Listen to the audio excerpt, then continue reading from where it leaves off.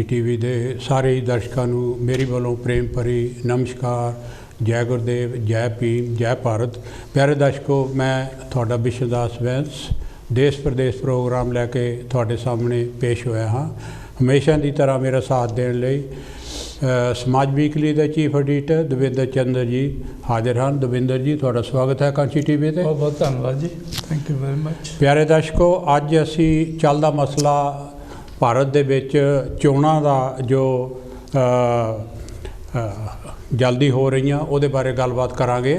ਪਰ ਗੱਲਬਾਤ ਕਰਨ ਤੋਂ ਪਹਿਲਾਂ ਅਸੀਂ ਇਹ ਤੁਹਾਨੂੰ ਯਾਦ ਦਿਵਾਉਣਾ ਚਾਹੁੰਦੇ ਹਾਂ ਕਿ ਉਹ ਲੋਕ ਉਹਨਾਂ ਦੀ ਯਾਦ ਦਿਵਾਉਣੀ ਚਾਹੁੰਦੇ ਹਾਂ ਜਿਨ੍ਹਾਂ ਨੇ ਸਾਨੂੰ ਚੋਣਾਂ ਲੜਨ ਦੇ ਹੱਕ ਦਿਵਾਏ। ਔਰ ਮੇਰੇ ਕਹਿਣ ਤੋਂ ਭਾਵ ਹੈ ਕਿ ਜਿਨ੍ਹਾਂ ਨੇ ਸਾਨੂੰ ਆਜ਼ਾਦੀ ਦਿਵਾਈ ਔਰ ਭਾਰਤ ਜਿਹੜਾ ਆਜ਼ਾਦ ਹੋਇਆ ਅਸੀਂ ਚੋਣਾਂ ਲੜਨ ਲਈ ਉਹਦੇ ਕਾਬਿਲ ਹੋਏ।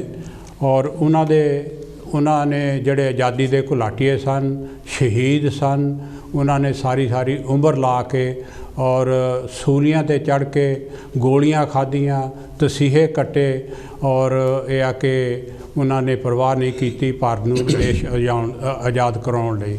ਔਰ ਉਹਨਾਂ ਦੇ ਵਿੱਚੋਂ ਇੱਕ ਸਭ ਤੋਂ ਵੱਡਾ ਮੈਂ ਕਹੂੰਗਾ ਆਜ਼ਾਦੀ ਦਾ ਘੁਲਾਟੀਆ ਸੀਗਾ ਸੁਭਾਸ਼ ਚੰਦਰ ਬੋਸ, ਨੇਤਾ ਜੀ ਜਿਨ੍ਹਾਂ ਨੂੰ ਕਹਿੰਦੇ ਆ, ਨੇਤਾ ਜੀ ਸੁਭਾਸ਼ ਚੰਦਰ ਬੋਸ। ਤੁਹਾਡੇ ਸਕਰੀਨ 'ਤੇ ਫੋਟੋ ਆ ਰਹੀ ਹੈ। ਉਹਨਾਂ ਦਾ ਜਨਮ ਦਿਨ 23 ਜਨਵਰੀ 1897 ਇਹ ਆ ਕਿ ਬੰਗਾਲ ਦੇ ਵਿੱਚ ਹੋਇਆ। ਪਿਆਰੇ ਦਰਸ਼ਕੋ, ਉਹਨਾਂ ਨੇ ਅਸੀਂ ਜ਼ਿਆਦਾ ਡਿਟੇਲ 'ਚ ਨਹੀਂ ਜਾਣਾ ਚਾਹੁੰਦੇ ਕਿਉਂਕਿ ਅਸੀਂ ਪ੍ਰੋਗਰਾਮ ਪੂਰਾ ਕਰਾਂਗੇ ਔਰ ਅੱਗੇ ਕਰਦੇ ਵੀ ਰਹੇ ਹਾਂ। ਔਰ ਉਹਨਾਂ ਨੇ ਪਿਆਰੇ ਦਰਸ਼ਕੋ ਸਾਰੀ ਉਮਰ ਇਹ ਆ ਕਿ ਆਜ਼ਾਦੀ ਭਾਰਤ ਨੂੰ ਆਜ਼ਾਦ ਕਰਾਉਣ ਲਈ ਲਾ ਦਿੱਤੀ। ਬੰਗਾਲ ਵਿੱਚ ਪੈਦਾ ਹੋ ਕੇ ਉਹਨਾਂ ਨੇ ਉਹ ਛੋਟੀ ਉਮਰ ਤੋਂ ਹੀ ਪੋਲੀਟਿਕਸ ਦੇ ਵਿੱਚ ਇਨਵੋਲਵ ਹੋਏ, ਸਕੂਲਾਂ ਕਾਲਜਾਂ ਦੇ ਵਿੱਚ ਜਦੋਜਹਿਦ ਕੀਤੀ ਔਰ ਕਾਂਗਰਸ ਦੇ ਉਹ ਯੂਥ ਵਿੰਗ ਜਿਹੜਾ ਸੀਗਾ ਬੰਗਾਲ ਦਾ ਔਰ ਉਹਦੇ ਮੈਂਬਰ ਬਣੇ। ਉਸ ਤੋਂ ਬਾਅਦ ਆਲ ਇੰਡੀਆ ਕਾਂਗਰਸ ਪਾਰਟੀ ਦੇ ਚੇਅਰਮੈਨ ਬਣੇ 1938-39 ਦੇ ਵਿੱਚ। ਔਰ ਉਹਨਾਂ ਦੀਆਂ ਉਹਨਾਂ ਦਾ ਤਰੀਕਾ ਸੀਗਾ ਆਜ਼ਾਦੀ ਪਾਉਣ ਦਾ, ਉਹ ਬਾਕੀ ਜਿਹੜੇ ਭਾਰਤ ਦੇ ਲੀਡਰ ਸਨ ਉਹਨਾਂ ਦੇ ਨਾਲੋਂ ਥੋੜ੍ਹਾ ਫਰਕ ਸੀਗਾ। ਇਸ ਕਰਕੇ ਉਹਨਾਂ ਨੂੰ ਆ ਕਿ ਕਾਂਗਰਸ ਦੀ ਪ੍ਰੈਜ਼ੀਡੈਂਸੀ ਤੋਂ ਵੀ ਲਾਹ ਦਿੱਤਾ ਗਿਆ ਔਰ ਜੇਲ੍ਹ ਵੀ ਭੇਜਿਆ ਗਿਆ, ਹਵਾਲਾਟੇ ਵੀ ਭੇਜਿਆ ਗਿਆ, ਹਾਊਸ ਅਰੈਸਟ ਕੀਤਾ। ਅਖੀਰ ਉਹਨਾਂ ਨੇ ਇਹ ਕਿਹਾ, ਆਪਣੇ ਮਨ ਦੇ ਵਿੱਚ ਤਹਈਆ ਕੀਤਾ ਕਿ ਭਾਰਤ ਦੇ ਵਿੱਚ ਰਹਿ ਕੇ ਮੈਂ ਆਜ਼ਾਦੀ ਜਿਹੜੀ ਹੈਗੀ ਆ ਉਹਦੀ ਪੂਰੀ ਤਰ੍ਹਾਂ ਮੈਂ ਆਜ਼ਾਦੀ ਲਈ ਜੰਗ ਨਹੀਂ ਲੜ ਸਕਦਾ। ਉਹਨਾਂ ਨੇ ਭਾਰਤ ਤੋਂ ਬਾਹਰ ਜਾ ਕੇ ਮਤਲਬ ਇਹ ਆ ਕਿ ਅਫਗਾਨਿਸਤਾਨ ਹੁੰਦਾ ਹੋਇਆ ਰੂਸ ਗਿਆ, ਰੂਸ ਤੋਂ ਜਾ ਕੇ ਜਰਮਨ ਪਹੁੰਚ ਗਿਆ ਪਿਆਰੇ ਦਰਸ਼ਕੋ। ਔਰ ਇਹ ਆ ਕਿ ਉਸ ਟਾਈਮ 'ਤੇ ਸੈਕੰਡ ਵਰਲਡ ਵਾਰ ਜਿਹੜੀ ਚੱਲਦੀ ਸੀਗੀ, ਮੁਲਕਾਂ ਦੇ ਵਿੱਚ ਇੱਕ ਦੂਜੇ ਮੁਲਕ ਦੇ ਵਿੱਚ ਜਾਣਾ ਕੋਈ ਆਸਾਨ ਗੱਲ ਨਹੀਂ ਸੀ ਕਿਉਂਕਿ ਬੰਬਾਰਮੈਂਟ ਹੁੰਦੀ ਸੀ ਇੱਧਰੋਂ ਉੱਧਰੋਂ ਸਾਰੇ ਪਾਸਿਆਂ ਤੋਂ। ਔਰ ਸੈਕੰਡ ਵਰਲਡ ਵਾਰ ਦੇ ਵਿੱਚ ਤੁਹਾਨੂੰ ਪਤਾ ਵੀ ਕਿੰਨਾ ਘਾਲੂਕਾਰਾ ਹੋਇਆ। ਔਰ ਫਿਰ ਵੀ ਉਹਨਾਂ ਨੇ ਆਪਣੀ ਜਾਨ ਦੀ ਪਰਵਾਹ ਨਾ ਕਰਦੇ ਹੋਏ ਉਹ ਜਰਮਨ ਪਹੁੰਚ ਗਏ। ਜਰਮਨ ਜਾ ਕੇ ਉਹਨਾਂ ਨੇ ਇੱਕ ਕਮਿਊਨਿਟੀ ਰੇਡੀਓ ਜਿਹੜਾ ਸਟੇਸ਼ਨ ਸੀਗਾ ਹਿਟਲਰ ਦੀ ਮਦਦ ਦੇ ਨਾਲ ਉੱਥੇ ਸੈਟਅਪ ਕੀਤਾ। ਉੱਥੋਂ ਭਾਰਤ ਦੀ ਆਜ਼ਾਦੀ ਦੀ ਜਿਹੜੀ ਸੀਗੀ ਉਹਨਾਂ ਦੀ ਅਸਲੀ ਜੰਗ ਸ਼ੁਰੂ ਹੋਈ। ਔਰ ਉਸ ਤੋਂ 2-3 ਮਹੀਨੇ ਉੱਥੇ ਰਹਿ ਕੇ ਉਹ ਇੱਕ ਪਣਡੁੱਬੀ ਦੇ ਵਿੱਚ ਬੈਠ ਕੇ ਜਾਬਾ ਸਮਾਟਰਾ ਇੰਡੋਨੇਸ਼ੀਆ ਦੇ ਵਿੱਚ ਪਹੁੰਚ ਗਿਆ ਔਰ ਜਾਪਾਨ ਵਾਲਿਆਂ ਨਾਲ ਉਹਨਾਂ ਨੇ ਗੱਠਜੋੜ ਕਰਕੇ ਇਹ ਆ ਕਿ ਮਲੇਸ਼ੀਆ ਦੇ ਵਿੱਚ, ਸਿੰਗਾਪੁਰ ਦੇ ਵਿੱਚ 57,000 ਫੌਜ ਜਿਹੜੀ ਉਹਨਾਂ ਨੇ ਭਾਰਤ ਦੇ ਆਜ਼ਾਦੀ ਲਈ ਲੜਨ ਲਈ ਖੜੀ ਕਰ ਲਈ। ਔਰ ਉਹਨਾਂ ਦਾ ਬਹੁਤ ਜ਼ਬਰਦਸਤ ਨਾਅਰਾ ਸੀਗਾ ਕਿ ਤੁਸੀਂ ਮੈਨੂੰ ਖੂਨ ਦਿਓ, ਮੈਂ ਤੁਹਾਨੂੰ ਆਜ਼ਾਦੀ ਦਿਆਂਗਾ। 23 ਤਰੀਕ ਨੂੰ ਉਹਨਾਂ ਦਾ ਜਨਮ ਦਿਨ ਹੈ। ਅਸੀਂ ਉਹਨਾਂ ਨੂੰ ਕੋਟੀ ਪ੍ਰਣਾਮ ਕਰਦੇ ਹਾਂ, ਉਹਨਾਂ ਦੀ ਸ਼ਹਾਦਤ ਨੂੰ ਅਸੀਂ ਪ੍ਰਣਾਮ ਕਰਦੇ ਹਾਂ ਪਿਆਰੇ ਦਰਸ਼ਕੋ। ਔਰ ਅੱਜ ਅਸੀਂ ਜੋ ਕੁਛ ਇਹ ਹੈ ਕਿ ਉਹਨਾਂ ਦੇ ਮਨ ਦੇ ਵਿੱਚ ਸੀ, ਜਿਹੜੇ ਬਾਕੀ ਵੀ ਸ਼ਹੀਦ ਸੀ, ਭਗਤ ਸਿੰਘ ਹੋਇਆ, ਰਾਜਗੁਰੂ ਹੋਇਆ, ਚੰਦਰ ਸ਼ੇਖਰ ਹੋਇਆ, ਉਹਨਾਂ ਦੇ ਮਨ ਦੇ ਵਿੱਚ ਸੀਗਾ ਕਿ ਅਸੀਂ ਮੁਲਕ ਆਜ਼ਾਦ ਕਰਾਉਣਾ ਹੈ ਔਰ ਨਾਲ ਹੀ ਮੁਲਕ ਦੇ ਲੋਕ ਵੀ ਆਜ਼ਾਦ ਕਰਾਉਣੇ ਹਨ। ਮੁਲਕ ਆਜ਼ਾਦ ਹੋਊਗਾ, ਸਾਡੀ ਗਰੀਬੀ ਦੂਰ ਹੋਏਗੀ ਔਰ ਸਾਡੀਆਂ ਮੁਸ਼ਕਲਾਂ ਹੱਲ ਹੋਣਗੀਆਂ, ਭੁੱਖਮਰੀ ਦੂਰ ਹੋਊਗੀ ਔਰ ਮੁਲਕ ਦੇ ਵਿੱਚ ਜਿਹੜੀ ਹੈਗੀ ਆ ਖੁਸ਼ਹਾਲੀ ਆਏਗੀ। ਅਸੀਂ ਇਹਦੇ ਤੇ ਗੱਲ ਕਰਾਂਗੇ ਔਰ ਬਾਅਦ ਦੇ ਵਿੱਚ ਅਸੀਂ ਪੋਲਿਟਿਕਸ ਵੱਲ ਨੂੰ ਚੱਲਾਂਗੇ। ਦਵਿੰਦਰ ਜੀ ਤੁਸੀਂ ਕੀ ਕਹਿਣਾ ਚਾਹੁੰਦੇ ਹੋ? ਥੈਂਕ ਯੂ ਵੈਰੀ ਮਚ ਜੀ, ਬਹੁਤ ਸੋਹਣੀ ਭੂਮਿਕਾ ਤੁਸੀਂ ਦਿੱਤੀ ਹੈਗੀ ਆ। ਮੈਂ ਵੀ ਆਪਣੇ ਵੱਲੋਂ ਸਾਰੇ ਆਪਣੇ ਦਰਸ਼ਕਾਂ ਨੂੰ, ਲਿਸਨਰਸ ਨੂੰ ਸੁਭਾਸ਼ ਚੰਦਰ ਬੋਸ ਜੀ ਦੇ ਜਨਮ ਦਿਨ ਤੇ ਬਹੁਤ ਬਹੁਤ ਵਧਾਈ ਦਿੰਦਾ, ਜਿਹੜਾ ਕਿ 23 ਤਰੀਕ ਨੂੰ ਆ ਰਿਹਾ। ਹਾਂਜੀ, ਜਿੱਦਾਂ ਦੇਸ਼ ਦੇ ਪਰਵਾਨਿਆਂ ਨੇ, ਯੋਧਿਆਂ ਨੇ, ਸ਼ਹੀਦਾਂ ਨੇ ਬਹੁਤ ਸਾਰੀਆਂ ਕੁਰਬਾਨੀਆਂ ਦਿੱਤੀਆਂ ਜੀ ਔਰ ਦੇਸ਼ ਦੀ ਆਜ਼ਾਦੀ ਹਾਸਲ ਕੀਤੀ। ਔਰ ਉਸ ਤੋਂ ਬਾਅਦ ਜੋ ਆਸ਼ਾਵਾਂ ਸੀ, ਜੋ ਹੋਪ ਕਰਦੇ ਸੀਗੇ ਕਿ ਆਜ਼ਾਦ ਹੋਣ ਤੋਂ ਬਾਅਦ ਜੋ ਮੁਲਕ ਦੇ ਵਿੱਚ ਹਾਲਾਤ ਹੋਣੇ ਚਾਹੀਦੇ, ਜੋ ਸਿਖਾਵਾਂ ਹੋਣਾ ਚਾਹੀਦਾ ਕਿ ਆਜ਼ਾਦ ਦੇਸ਼ ਦੇ ਵਿੱਚ ਜੋ ਆਜ਼ਾਦ ਕੌਮਾਂ ਹੋਣੀਆਂ ਚਾਹੀਦੀਆਂ ਹੈਗੀਆਂ, ਉਹੋ ਜਿਹਾ ਮਾਹੌਲ ਜਿਹੜਾ ਲੱਗਦਾ ਕਿ ਉਹ ਬਣ ਨਹੀਂ ਸਕਿਆ। ਕੀ ਉਹਨਾਂ ਦੇ ਸੁਪਨੇ ਪੈਰੇ ਹੋਏ। ਪਰ ਉਸ ਤੋਂ ਪਹਿਲਾਂ ਆਪਾਂ ਇੱਥੇ ਗੱਲਬਾਤ ਕਰਦੇ ਹਾਂ, ਪਰ ਉਸ ਤੋਂ ਪਹਿਲਾਂ ਮੈਂ ਇੱਕ ਹੋਰ ਗੱਲ ਤੁਹਾਡੇ ਨਾਲ ਸਾਂਝੀ ਕਰਨੀ ਚਾਹੁੰਦਾ ਜੀ, ਇਜਾਜ਼ਤ ਦਿਓ ਤਾਂ। ਉਹ ਇਹ ਆ ਕਿ ਅਸੀਂ ਮੰਨਦੇ ਹਾਂ ਕਿ ਜਦੋਂ ਅੰਗਰੇਜ਼ ਆਏ ਉਦੋਂ ਭਾਰਤ ਗੁਲਾਮ ਹੋਇਆ ਜੀ, ਈਸਟ ਇੰਡੀਆ ਕੰਪਨੀ ਆਈ, ਉਸ ਤੋਂ ਬਾਅਦ ਹੌਲੀ ਹੌਲੀ ਅੰਗਰੇਜ਼ਾਂ ਨੇ ਸਾਰੇ ਭਾਰਤ 'ਤੇ ਕਬਜ਼ਾ ਕਰ ਲਿਆ ਤੇ ਭਾਰਤ ਗੁਲਾਮ ਹੋਇਆ। ਪਰ ਕੁਝ ਭਾਰਤ ਦੇ ਲੋਕ, ਕੁਝ ਕੀ ਮੈਜੋਰਿਟੀ ਭਾਰਤ ਦੇ ਲੋਕ ਉਸ ਤੋਂ ਪਹਿਲਾਂ ਵੀ ਗੁਲਾਮ ਸੀ, ਪਹਿਲਾਂ ਸੀਗੇ, ਜਿਹਨਾਂ ਨੂੰ ਅੱਜ ਆਪਾਂ ਬਹੁਜਨ ਸਮਾਜ ਕਹਿੰਦੇ ਆ। Scheduled caste, scheduled tribes, backward classes, ਉਹ ਤਾਂ ਸਦੀਆਂ ਤੋਂ ਹੀ ਗੁਲਾਮ ਬਣਾਏ। ਮਤਲਬ ਦੇਖੋ ਨਾ, ਉਹ ਜਿਹੜੇ ਸੀਗੇ ਉਹ ਮੁਗਲਾਂ ਦੇ ਆਉਣ ਤੋਂ ਵੀ ਪਹਿਲਾਂ ਗੁਲਾਮ ਸੀ। ਬਿਲਕੁਲ ਬਿਲਕੁਲ। ਜਦੋਂ ਆਪਾਂ ਉਸ ਇਤਿਹਾਸ ਨੂੰ ਦੇਖੀਏ, ਜਿਹੜਾ ਕਿ ਜ਼ਰੂਰੀ ਆ, ਜਿਹਨੂੰ ਆਪਣੇ ਧਿਆਨ 'ਚ ਲਿਆਉਣਾ, ਜਿੱਥੇ ਵਿਚਾਰ ਕਰਨਾ ਉਹ ਬਹੁਤ ਜ਼ਰੂਰੀ ਹੈਗਾ। ਬਿਲਕੁਲ ਕਿ ਜਿਹੜੇ ਭਾਰਤ ਦੇ ਮੂਲ ਨਿਵਾਸੀ ਲੋਕ ਆ, ਉਹ ਕਦੋਂ ਤੋਂ ਗੁਲਾਮ ਹੋਏ, ਉਹਨਾਂ ਨੂੰ ਗੁਲਾਮ ਕਿਹਨੇ ਬਣਾਇਆ, ਉਹਨਾਂ ਤੋਂ ਆਜ਼ਾਦੀ ਕਿੱਦਾਂ ਲਈ ਜਾ ਸਕਦੀ ਹੈ, ਕੀ ਉਹ ਅੱਜ ਗੁਲਾਮ ਆਜ਼ਾਦ ਹੋਗਾ? ਕਿਉਂਕਿ ਆਪਾਂ ਜਦੋਂ ਇਤਿਹਾਸ ਦੇਖਦੇ ਹਾਂ ਕਿ ਜਿਹੜਾ ਭਾਰਤ ਦੇ ਵਿੱਚ ਰਾਜ ਜਿਹੜਾ ਹੈਗਾ ਸਭ ਤੋਂ ਵਧੀਆ ਸਮਰਾਟ ਅਸ਼ੋਕ ਦਾ ਰਾਜ ਮੰਨਿਆ ਜਾਂਦਾ, ਕਿ ਜਿਹੜਾ ਪੂਰਾ ਸ਼੍ਰੀਲੰਕਾ ਤੋਂ ਲੈ ਕੇ ਅਫਗਾਨਿਸਤਾਨ, ਬਰਮਾ, ਭੂਟਾਨ। ਇੱਥੇ ਗੱਲ ਰੱਖਿਓ, ਕੋਲ ਲੈ ਲਈਏ। ਠੀਕ ਹੈ ਜੀ। ਹੈਲੋ ਜੀ, ਜੈ ਗੁਰਦੇਵ, ਜੈ ਭੀਮ। ਕੌਣ ਤੇ ਕਿੱਥੋਂ ਸਾਹਿਬ ਜੀ? ਜੈ ਗੁਰਦੇਵ ਜੀ, ਜੈ ਭੀਮ। ਮੈਂ ਦਲੀਪ ਨਾਹਰ ਬੋਲਦਾ ਜੀ। ਨਾਹਰ ਸਾਹਿਬ, ਤੁਹਾਡਾ ਸਵਾਗਤ ਹੈ ਕਾਂਚੀ ਟੀਵੀ ਤੇ। ਕੀ ਕਹਿਣਾ ਚਾਹੁੰਦੇ ਹੋ? ਮੈਂ ਦੋਹਾਂ ਵੀਰਾਂ ਨੂੰ, ਜਿਹੜੇ ਸਾਰੇ ਸਰੋਤਿਆਂ ਨੂੰ ਸੁਭਾਸ਼ ਚੰਦਰ ਬੋਸ ਦੇ ਜਨਮ ਦਿਨ ਦੀਆਂ 23 ਤਰੀਕ ਬਹੁਤ ਬਹੁਤ ਵਧਾਈਆਂ ਦਿੰਦਾ ਹਾਂ ਜੀ। ਇੱਥੇ ਮੈਂ ਹੋਰ ਵੀ ਬੜੀ ਖੁਸ਼ੀ ਦੀ ਗੱਲ ਹੈ, ਮੇਰੇ ਕੋ ਪੋਤੇ ਦਾ ਜਨਮ ਵੀ 23 ਤਰੀਕ ਦਾ ਆ। ਤੀਸਰੀ ਗੱਲ ਇਹ ਹੈ ਕਿ ਇਹਨਾਂ ਜਿਹੜੀ ਸਿੰਗਾਪੁਰ ਦੇ ਜਾ ਕੇ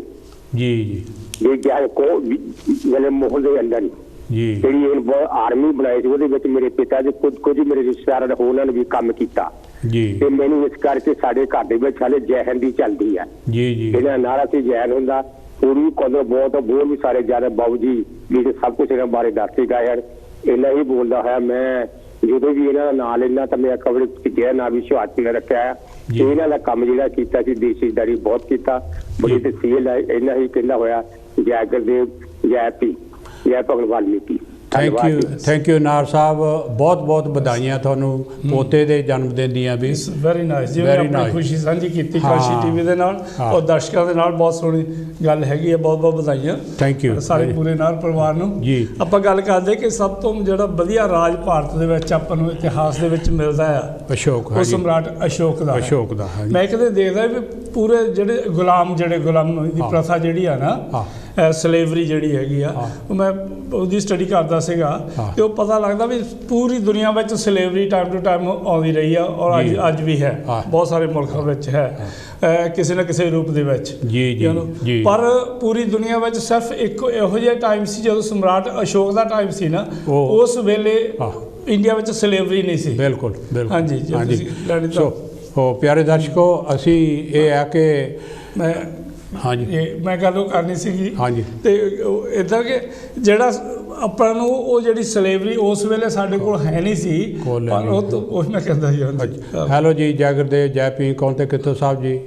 ਹੈਲੋ, ਮੈਂ ਮੁਹੰਮਦ ਬੋਲ ਰਿਹਾ sir, doctor Muhammad. Doctor Muhammad ji, ਤੁਹਾਡਾ ਸਵਾਗਤ ਹੈ ਕਾਂਚੀ ਟੀਵੀ ਤੇ। ਕੀ ਕਹਿਣਾ ਚਾਹੁੰਦੇ ਹੋ? ਬੜਾ ਅੱਛਾ ਤੁਸੀਂ ਜ਼ਿਕਰ ਕੀਤਾ ਸੁਭਾਸ਼ ਚੰਦਰ ਬੋਸ ਦਾ। ਮਤਲਬ ਉਹਨੇ ਇੰਡੀਅਨ ਨੈਸ਼ਨਲ ਆਰਮੀ ਬਣਾਈ ਸੀ ਤੇ ਉਹ ਜਾਪਾਨ ਗਿਆ ਤੇ ਜਰਮਨੀ ਵੀ ਗਿਆ ਤੇ ਉਹਨੇ ਕਿਹਾ ਕਿ ਅੰਗਰੇਜ਼ਾਂ ਦੇ ਮਤਲਬ ਨਾਲ ਲੜਨ ਦੀ ਬਜਾਏ ਤੁਸੀਂ ਅੰਗਰੇਜ਼ਾਂ ਦੇ ਖਿਲਾਫ ਲੜੋ। ਤੇ ਇੰਡੀਅਨ ਨੈਸ਼ਨਲ ਆਰਮੀ ਬੜੀ, ਜਿਸ ਤਰ੍ਹਾਂ ਤੁਸੀਂ ਕਿਹਾ 50-60 ਹਜ਼ਾਰ ਬੰਦਾ ਸੀ ਉਹਦੇ 'ਚ। ਤੇ ਉਹ ਲੇਕਿਨ ਐਵੇਂ ਕਿ ਉਹਦੀ ਡੈਥ ਅਜੇ ਤੱਕ ਮਿਸਟਰੀ ਹੈ, ਜਿਸ ਤਰ੍ਹਾਂ ਹਿਟਲਰ ਦਾ ਨਹੀਂ ਪਤਾ ਲੱਗਾ ਕਿਸ ਤਰ੍ਹਾਂ ਫੌਤ ਹੋਇਆ ਜੀ। ਸੁਭਾਸ਼ ਚੰਦਰ ਬੋਸ ਦੀ ਡੈਥ ਦੇ ਮੁਤੱਲਿਕ ਕਾਫੀ ਮਤਲਬ ਕੋਈ ਅਜੇ ਤੱਕ ਕਲੀਅਰ ਨਹੀਂ ਹੋਇਆ ਕਿ ਕਿਸ ਤਰ੍ਹਾਂ ਉਹਦੀ ਡੈਥ ਹੋਈ ਸੀ। ਤੇ ਇੱਕ ਹੋਰ ਮੈਂ ਗੱਲ ਕਰਨਾ ਚਾਹੁੰਦਾ, ਬੜੀ ਟੌਪੀਕਲ ਹੈ ਕਿ ਅੱਜ ਕੱਲ੍ਹ ਬੋਰਿਸ ਜੌਨਸਨ ਨੂੰ ਕਹਿੰਦੇ ਨੇ ਅਸਤੀਫਾ ਦਿਓ, ਇਹਨੇ ਲਾਕਡਾਊਨ ਦੇ ਖਿਲਾਫ ਵਰਜ਼ੀਆਂ ਕੀਤੀਆਂ ਨੇ ਤੇ ਪਾਰਟੀਆਂ ਕਰਦਾ ਰਿਹਾ ਜੀ। ਤੇ ਇਹ ਵੀ ਮੈਂ ਖਬਰਾਂ ਹੀ ਸੁਣੀਆਂ ਕਿ ਰਿਸ਼ੀ ਸੁਨਾਕ ਜਾਂ ਪ੍ਰੀਤੀ ਪਟੇਲ ਅਗਰ ਉਹ ਅਸਤੀਫਾ ਦੇ ਤਾਂ ਵਜ਼ੀਰ ਆਜ਼ਮ ਬਣ ਸਕਦੇ ਨੇ। ਬੜਾ ਅੱਛਾ ਹੈ, ਮਤਲਬ ਇਹ ਕੋਈ ਇੰਡੀਅਨ ਲੋਕਾਂ ਨੂੰ ਵੀ ਸਾਹਮਣੇ ਆਉਣਾ ਚਾਹੀਦਾ ਹੈ। ਤੇ ਬੜਾ ਅੱਛਾ ਤੁਹਾਡਾ ਪ੍ਰੋਗਰਾਮ ਮੈਂ ਦੇਖਦਾ ਰਹਿਣਾ।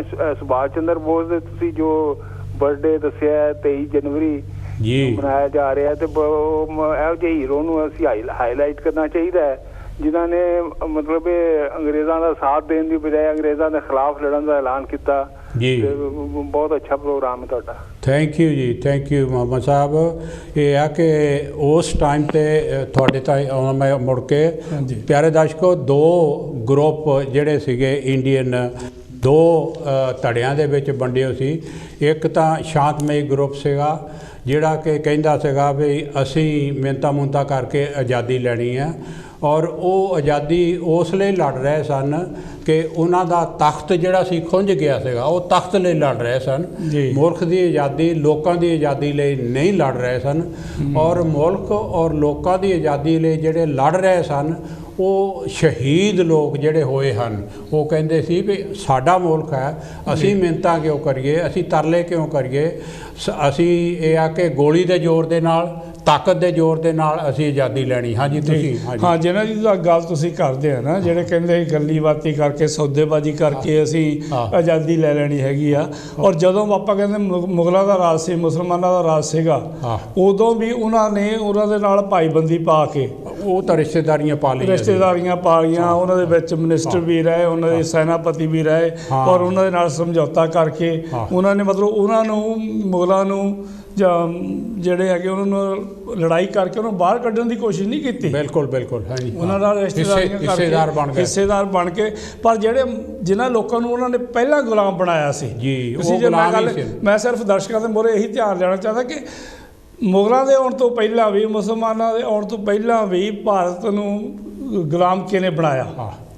ਸਮਰਾਟ ਅਸ਼ੋਕ ਸੀਗਾ ਤਾਂ ਉਦੋਂ ਸਾਰੇ ਆਜ਼ਾਦ ਸੀ ਜੀ। ਉਦੋਂ ਜਾਤਾਂ ਪਾਤਾਂ ਵੀ ਨਹੀਂ ਸੀ, ਊਚ ਨੀਚ ਨਹੀਂ ਸੀ, ਨਫ਼ਰਤ ਨਹੀਂ ਸੀ ਜੀ, ਔਰ ਸਾਰਾ ਭਾਰਤ ਖੁਸ਼ਹਾਲ ਸੀ, ਐਜੂਕੇਸ਼ਨ ਸੀ ਹੈ ਨਾ, ਵਰਲਡ ਕਲਾਸ ਦੀਆਂ ਯੂਨੀਵਰਸਿਟੀਆਂ ਸੀ, ਲੋਕੀ ਬਾਹਰੋਂ ਪੜ੍ਹਨ ਆਉਂਦੇ ਸੀ ਜੀ।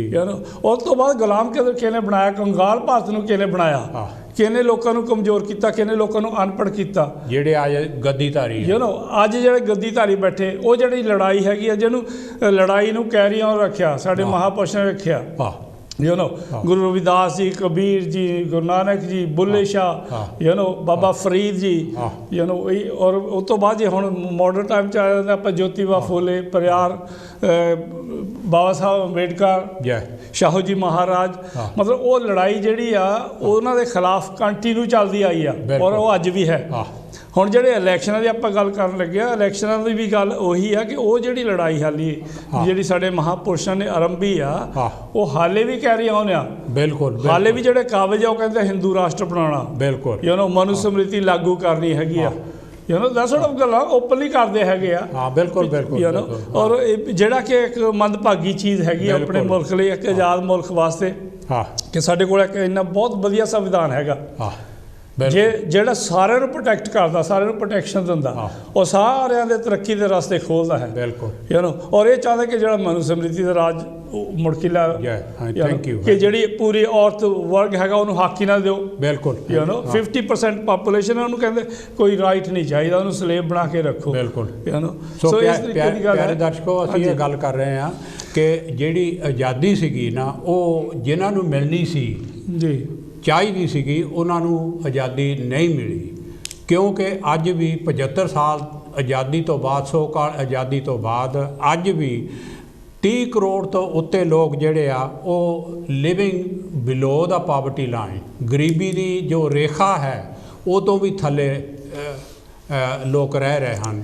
ਔਰ ਮਾੜਾ ਐਡ ਕਰਾਂ, ਉਹ ਕਈ ਵਾਰੀ ਬੀਜੇਪੀ ਦੇ ਵਾਲੇ ਜਿਹੜੇ ਨਾ, ਉਹ ਉਹਨਾਂ ਦੇ ਪ੍ਰਵਕਤਾ ਜਿਹੜੇ ਹੈਗੇ ਆ, ਉਹ ਕਹਿੰਦੇ 80 ਕਰੋੜ ਲੋਕਾਂ ਨੂੰ ਅਸੀਂ ਰਾਸ਼ਨ ਸਪਲਾਈ ਕਰਦੇ। 80 ਕਰੋੜ ਲੋਕਾਂ ਨੂੰ। ਔਰ ਉਹ ਕਹਿੰਦੇ ਮਤਲਬ ਜੇ 80 ਕਰੋੜ ਲੋਕਾਂ ਨੂੰ ਕਹਿੰਦੇ ਮਤਲਬ 80 ਕਰੋੜ ਲੋਕ ਜਿਹੜੇ ਆ ਭੁੱਖਮਰੀ ਤੋਂ ਥੱਲੇ ਰਹਿੰਦੇ ਆ ਜਾਂ ਬੇਰੁਜ਼ਗਾਰ ਆ। ਬਿਲਕੁਲ ਬਿਲਕੁਲ, ਯਾਨੀ ਜਿਹੜਾ ਕਿ ਪੂਰੀ ਇੰਡੀਆ ਦਾ ਅਬਾਊਟ 70% ਬਣ ਜਾਂਦਾ। ਦੇਖੋ ਇਹ ਗੱਲ ਹੈਗੀ ਆ ਕਿ ਸੁਪਨਾ ਜਿਹੜਾ ਸੀਗਾ ਸ਼ਹੀਦਾਂ ਦਾ ਜੀ, ਉਹ ਇਹ ਸੀਗਾ ਕਿ ਦੇਸ਼ ਨੂੰ ਭੁੱਖਮਰੀ ਤੋਂ ਆਜ਼ਾਦ ਕਰਾਉਣਾ, ਬਿਲਕੁਲ ਅਨਪੜ੍ਹਤਾ ਤੋਂ ਆਜ਼ਾਦ ਕਰਾਉਣਾ, ਜਹਾਲਤ ਤੋਂ ਆਜ਼ਾਦ ਕਰਾਉਣਾ, ਗਰੀਬੀ ਤੋਂ ਆਜ਼ਾਦ ਕਰਾਉਣਾ। ਕੀ ਉਹਨਾਂ ਦੇ ਸੁਪਨੇ ਪੂਰੇ ਹੋਏ? ਨਹੀਂ। ਮੇਰੇ ਕਹਿਣ ਦਾ ਮਤਲਬ ਇਹ ਆ ਕਿ ਇਸ ਵੇਲੇ ਤਕਰੀਬਨ ਤੀਜਾ ਹਿੱਸਾ ਭਾਰਤ ਦਾ ਜਿਹੜਾ ਉਹ ਅਨਪੜ੍ਹ ਹੈਗਾ ਜੀ, ਹਾਂਜੀ। ਔਰ ਗਰੀਬੀ ਜਿਹੜੀ 80 ਕਰੋੜ ਦੀ ਦੱਸਦੇ ਆ, ਉਹ ਆਟਾ ਦਾਣਾ ਜਿਹੜੇ ਦਾਲ ਦਿੰਦੇ ਆ ਉਹ ਆ, ਸਮਝੇ ਨਾ। ਔਰ ਉਹ ਜਿਹੜੀ ਖੈਰੀਅਤ ਹੈਗੀ ਆ ਪਿਆਰੇ ਦਰਸ਼ਕੋ, ਅੱਜ ਇਲੈਕਸ਼ਨਾਂ ਦੇ ਵਿੱਚ ਵੀ ਦੇ ਰਹੇ ਆ। ਅਸੀਂ ਇਹ ਕਹਿੰਦੇ ਆ ਕਿ ਖੈਰੀਅਤ ਨਹੀਂ ਚਾਹੀਦੀ, ਖੈਰੀਅਤ ਨਹੀਂ ਚਾਹੀਦੀ, ਨੌਕਰੀਆਂ ਚਾਹੀਦੀਆਂ। ਇੱਥੇ ਸਾਨੂੰ ਦੇਖੋ ਖੈਰੀਅਤ ਇੱਥੇ ਹੁਣ ਦਿੰਦੇ ਆ ਉਹ ਇਸ ਮੁਲਕ ਦੇ ਵਿੱਚ, ਕਿਉਂਕਿ ਬਿਮਾਰੀ ਆ। ਲੋਕ ਜਿਹੜੇ ਹੈਗੇ ਆ ਉਹ ਗਰੀਬ ਨਹੀਂ ਹੈਗੇ, ਫਿਰ ਵੀ ਇਹੋ ਜਿਹੜੀ ਆ ਫੂਡ ਬੈਂਕ ਇਹਨਾਂ ਨੇ ਚਾਲੂ ਕੀਤੀ ਆ, ਘਰੇ ਜਾ ਕੇ ਰਾਸ਼ਨ ਪਹੁੰਚਾਉਂਦੇ ਆ ਜਿਹੜੇ ਬਿਲਕੁਲ ਹੀ ਜ਼ਿਆਦਾ ਹੈਗੇ ਗਰੀਬ। ਹਾਂਜੀ। ਔਰ ਉਹ ਇਹ ਆ ਕਿ ਬਿਮਾਰੀ ਦੇ ਐਦ ਦੇ ਵਿੱਚ ਲੋਕਾਂ ਦੀਆਂ ਨੌਕਰੀਆਂ ਗਈਆਂ ਆਈਆਂ ਜਾਂ ਕਈ ਹੋਰ ਮੁਸ਼ਕਲਾਂ ਆ ਗਈਆਂ, ਮਹਿੰਗਾਈ ਹੋ ਗਈ, ਬਿਜਲੀ ਦੇ ਬਿੱਲ ਗੈਸ ਦੇ ਬਿੱਲ ਜ਼ਿਆਦਾ ਚੜ ਗਏ, ਜਾਂ ਜਿਹੜੇ ਐਲਡਰਲੀ ਹੈਗੇ ਪੈਨਸ਼ਨ ਜਿਹੜੀ ਲੋ ਰਹਿ ਗਈ, ਠੀਕ ਨਹੀਂ। ਇਹ ਆ ਕਿ ਇੱਥੇ ਫੂਡ ਬੈਂਕ ਵਲੰਟਰੀ ਆਰਗੇਨਾਈਜੇਸ਼ਨਾਂ ਨੇ ਚਲਾਇਓ ਆ। ਗੌਰਮੈਂਟ ਜਿਹੜੀ ਆ ਖੈਰੀਅਤ ਨਹੀਂ ਵੰਡਦੀ, ਖੈਰ ਨਹੀਂ ਵੰਡਦੀ। ਇੰਡੀਆ ਦੇ ਵਿੱਚ ਖੈਰ ਦੇ ਰਹੇ। ਇਲੈਕਸ਼ਨ ਜਿਹੜਾ ਚੱਲਿਆ ਹਲੇ ਉਹਦੇ ਵਿੱਚ ਇਹ ਆ ਕਿ ਦੇਖਣਾ ਇਹ ਆ ਪਿਆਰੇ ਦਰਸ਼ਕੋ, ਜਿਹੜੀ ਨਾਅਰੇਬਾਜ਼ੀ ਆ ਜਾਂ ਪੋਲੀਟਿਕਸ ਹੈਗੀ ਆ ਉਹਦੇ ਵਿੱਚ ਬਦਲੀ ਆਉਂਦੀ ਆ। ਲੋਕਾਂ ਦੀ ਗਰੀਬੀ ਦੇ ਮਸਲੇ, ਰੋਟੀ ਕੱਪੜਾ ਮਕਾਨ ਦੇ ਮਸਲੇ ਕੀ ਇਹ ਸਾਹਮਣੇ ਆ ਰਹੇ? ਨਹੀਂ ਆ ਰਹੇ, ਇਸ ਲਈ ਨਹੀਂ ਆ ਰਹੇ। ਉਹ ਇਹ ਆ ਕਿ ਇਸ ਵੇਲੇ ਜਦੋਜਹਿਦ ਕਿਸ ਗੱਲ ਦੀ ਚੱਲੀ ਹੋਈ ਆ? ਜਦੋਜਹਿਦ ਹੈਗੀ ਆ ਕੁਰਸੀ ਦੀ। ਔਰ ਤੁਸੀਂ ਦੇਖੋ ਰੋਜ਼ ਟੈਲੀਵਿਜ਼ਨ ਜਦੋਂ ਵੀ ਤੁਸੀਂ ਲਾ ਲਓ, ਇਹ ਚੱਲਦਾ ਕਿ ਫਲਾਨਾ ਟਪੂਸੀ ਮਾਰ ਕੇ ਦੂਸਰੀ ਤੱਕੜੀ ਦੇ ਦੂਸਰੇ ਪੱਲੇ 'ਚ ਬਹਿ ਗਿਆ, ਔਰ ਫਲਾਨਾ ਉਹ ਜਿੱਦਾਂ ਡਿੱਡੂ ਹੁੰਦੇ ਟੱਪ ਕੇ ਦੂਏ ਪਾਸੇ ਚਲਾ ਗਿਆ। ਔਰ ਉੱਥੇ ਕੋਈ ਇਹ ਗੱਲ ਨਹੀਂ ਹੁੰਦੀ ਵੀ ਉਹ ਗਿਆ ਕਿਉਂ ਹੈਗਾ। ਉਹਨਾਂ ਦੇ ਪਰਸਨਲ ਇਸ਼ੂ ਹੈਗੇ ਆ, ਇੱਕ ਦੂਸਰੇ ਨਾਲ ਗਰਜ। ਔਰ ਸਭ ਤੋਂ ਜ਼ਿਆਦਾ ਇਹ ਹੈਗੀ ਆ ਕਿ ਕੁਰਸੀ ਕਿੱਥੋਂ ਮਿਲਦੀ ਆ। ਇੱਧਰੋਂ ਟਿਕਟ ਕੱਟੀ ਗਈ ਤਾਂ ਦੂਜਿਆਂ ਦੇ ਨਾਲ, ਉਧਰੋਂ ਟਿਕਟ ਕੱਟੀ ਗਈ ਤਾਂ ਤੀਜਿਆਂ ਦੇ ਨਾਲ। ਦੇਖੋ ਨਾ, ਇੱਕ ਗੱਲ ਆਈ, ਕੀ ਉਹਦਾ ਨਾਂ ਸੀ, ਸਵਾਮੀ ਪ੍ਰਸਾਦ ਮੌਰਿਆ। ਮੈਂ ਉਹਦਾ ਮੈਂਸ਼ਨ ਕਰਾਂ ਦਵਿੰਦਰ ਜੀ, ਉਹ BSP ਦਾ ਜਿਹੜਾ MLA ਹੁੰਦਾ ਸੀ ਪਹਿਲਾਂ, ਮਾਇਆਵਤੀ ਦੀ ਪਾਰਟੀ ਦੇ ਵਿੱਚ ਸੀਗਾ। ਔਰ ਉਹ ਉੱਥੋਂ ਛੱਡ ਕੇ BJP 'ਚ ਚਲਾ ਗਿਆ। BJP 'ਚ ਜਾ ਕੇ ਉਹ ਮੰਤਰੀ ਬਣਿਆ। ਔਰ ਹੁਣ ਉੱਥੋਂ ਛੱਡ ਕੇ ਫਿਰ ਉਹ SP ਪਾਰਟੀ, ਅਖਿਲੇਸ਼ ਯਾਦਵ ਦੀ ਪਾਰਟੀ 'ਚ ਆ ਗਿਆ। ਆ ਦੇਖੋ ਉਹਦੀ ਫੋਟੋ ਆ ਰਹੀ। ਦੂਸਰੇ ਤਾਂ ਇਹ ਤਾਂ ਦੂਸਰਾ ਹੈ। ਹਾਂ, ਅੱਛਾ। ਉਹ ਹੁਣ SP ਪਾਰਟੀ ਦੇ ਵਿੱਚ ਆ ਰਿਹਾ। ਔਰ ਉਹਨੇ ਆ ਕੇ ਇਹ ਕਿਹਾ ਕਿ ਜਿਹੜੇ schedule caste, schedule tribe, OBC ਦੇ ਜਿਹੜੇ ਹੱਕ ਹੈਗੇ ਆ, ਉਹਨਾਂ ਦੇ ਹੱਕਾਂ ਦੀ ਉਹ ਗੱਲ ਨਹੀਂ ਕਰਦੇ, ਸਿਰਫ ਹਿੰਦੂਆਂ ਦੀ ਗੱਲ ਕਰਦੇ ਆ। ਉਹ ਦੇਖੋ ਕਿੰਨਾ ਮਹਾ ਬੇਵਕੂਫ ਆ ਉਹ। ਮੈਂ ਉਹਨੂੰ ਕਹੂੰਗਾ ਵੀ ਉਹਨੂੰ ਪਹਿਲਾਂ ਨਹੀਂ ਪਤਾ ਸੀਗਾ ਵੀ BJP ਕਿੱਥੇ ਖੜੀ ਆ। ਤੁਸੀਂ ਇੱਥੋਂ ਗੱਲ ਕਰਿਓ, ਮੈਂ ਕਾਲ ਲੈ ਲਵਾਂ। ਹੈਲੋ ਜੀ, ਜੈ ਗੁਰਦੇਵ, ਜੈ ਭੀਮ। ਕੌਣ ਤੇ ਕਿੱਥੋਂ ਸਾਹਿਬ ਜੀ? ਹੈਲੋ ਜੀ, ਜੈ ਗੁਰਦੇਵ, ਜੈ ਭੀਮ ਸਰਕਾਰ। ਮੈਂ ਦੀਵਾਨ ਮਹਿੰਦਰਾ ਬੋਲ ਰਿਹਾ। ਦੀਵਾਨ ਮਹਿੰਦਰਾ, ਵੌਇਸ ਆਫ ਇੰਡੀਆ। ਤੁਹਾਡਾ ਕੀ, ਤੁਸੀਂ ਕੀ ਕਹਿਣਾ ਜੀ?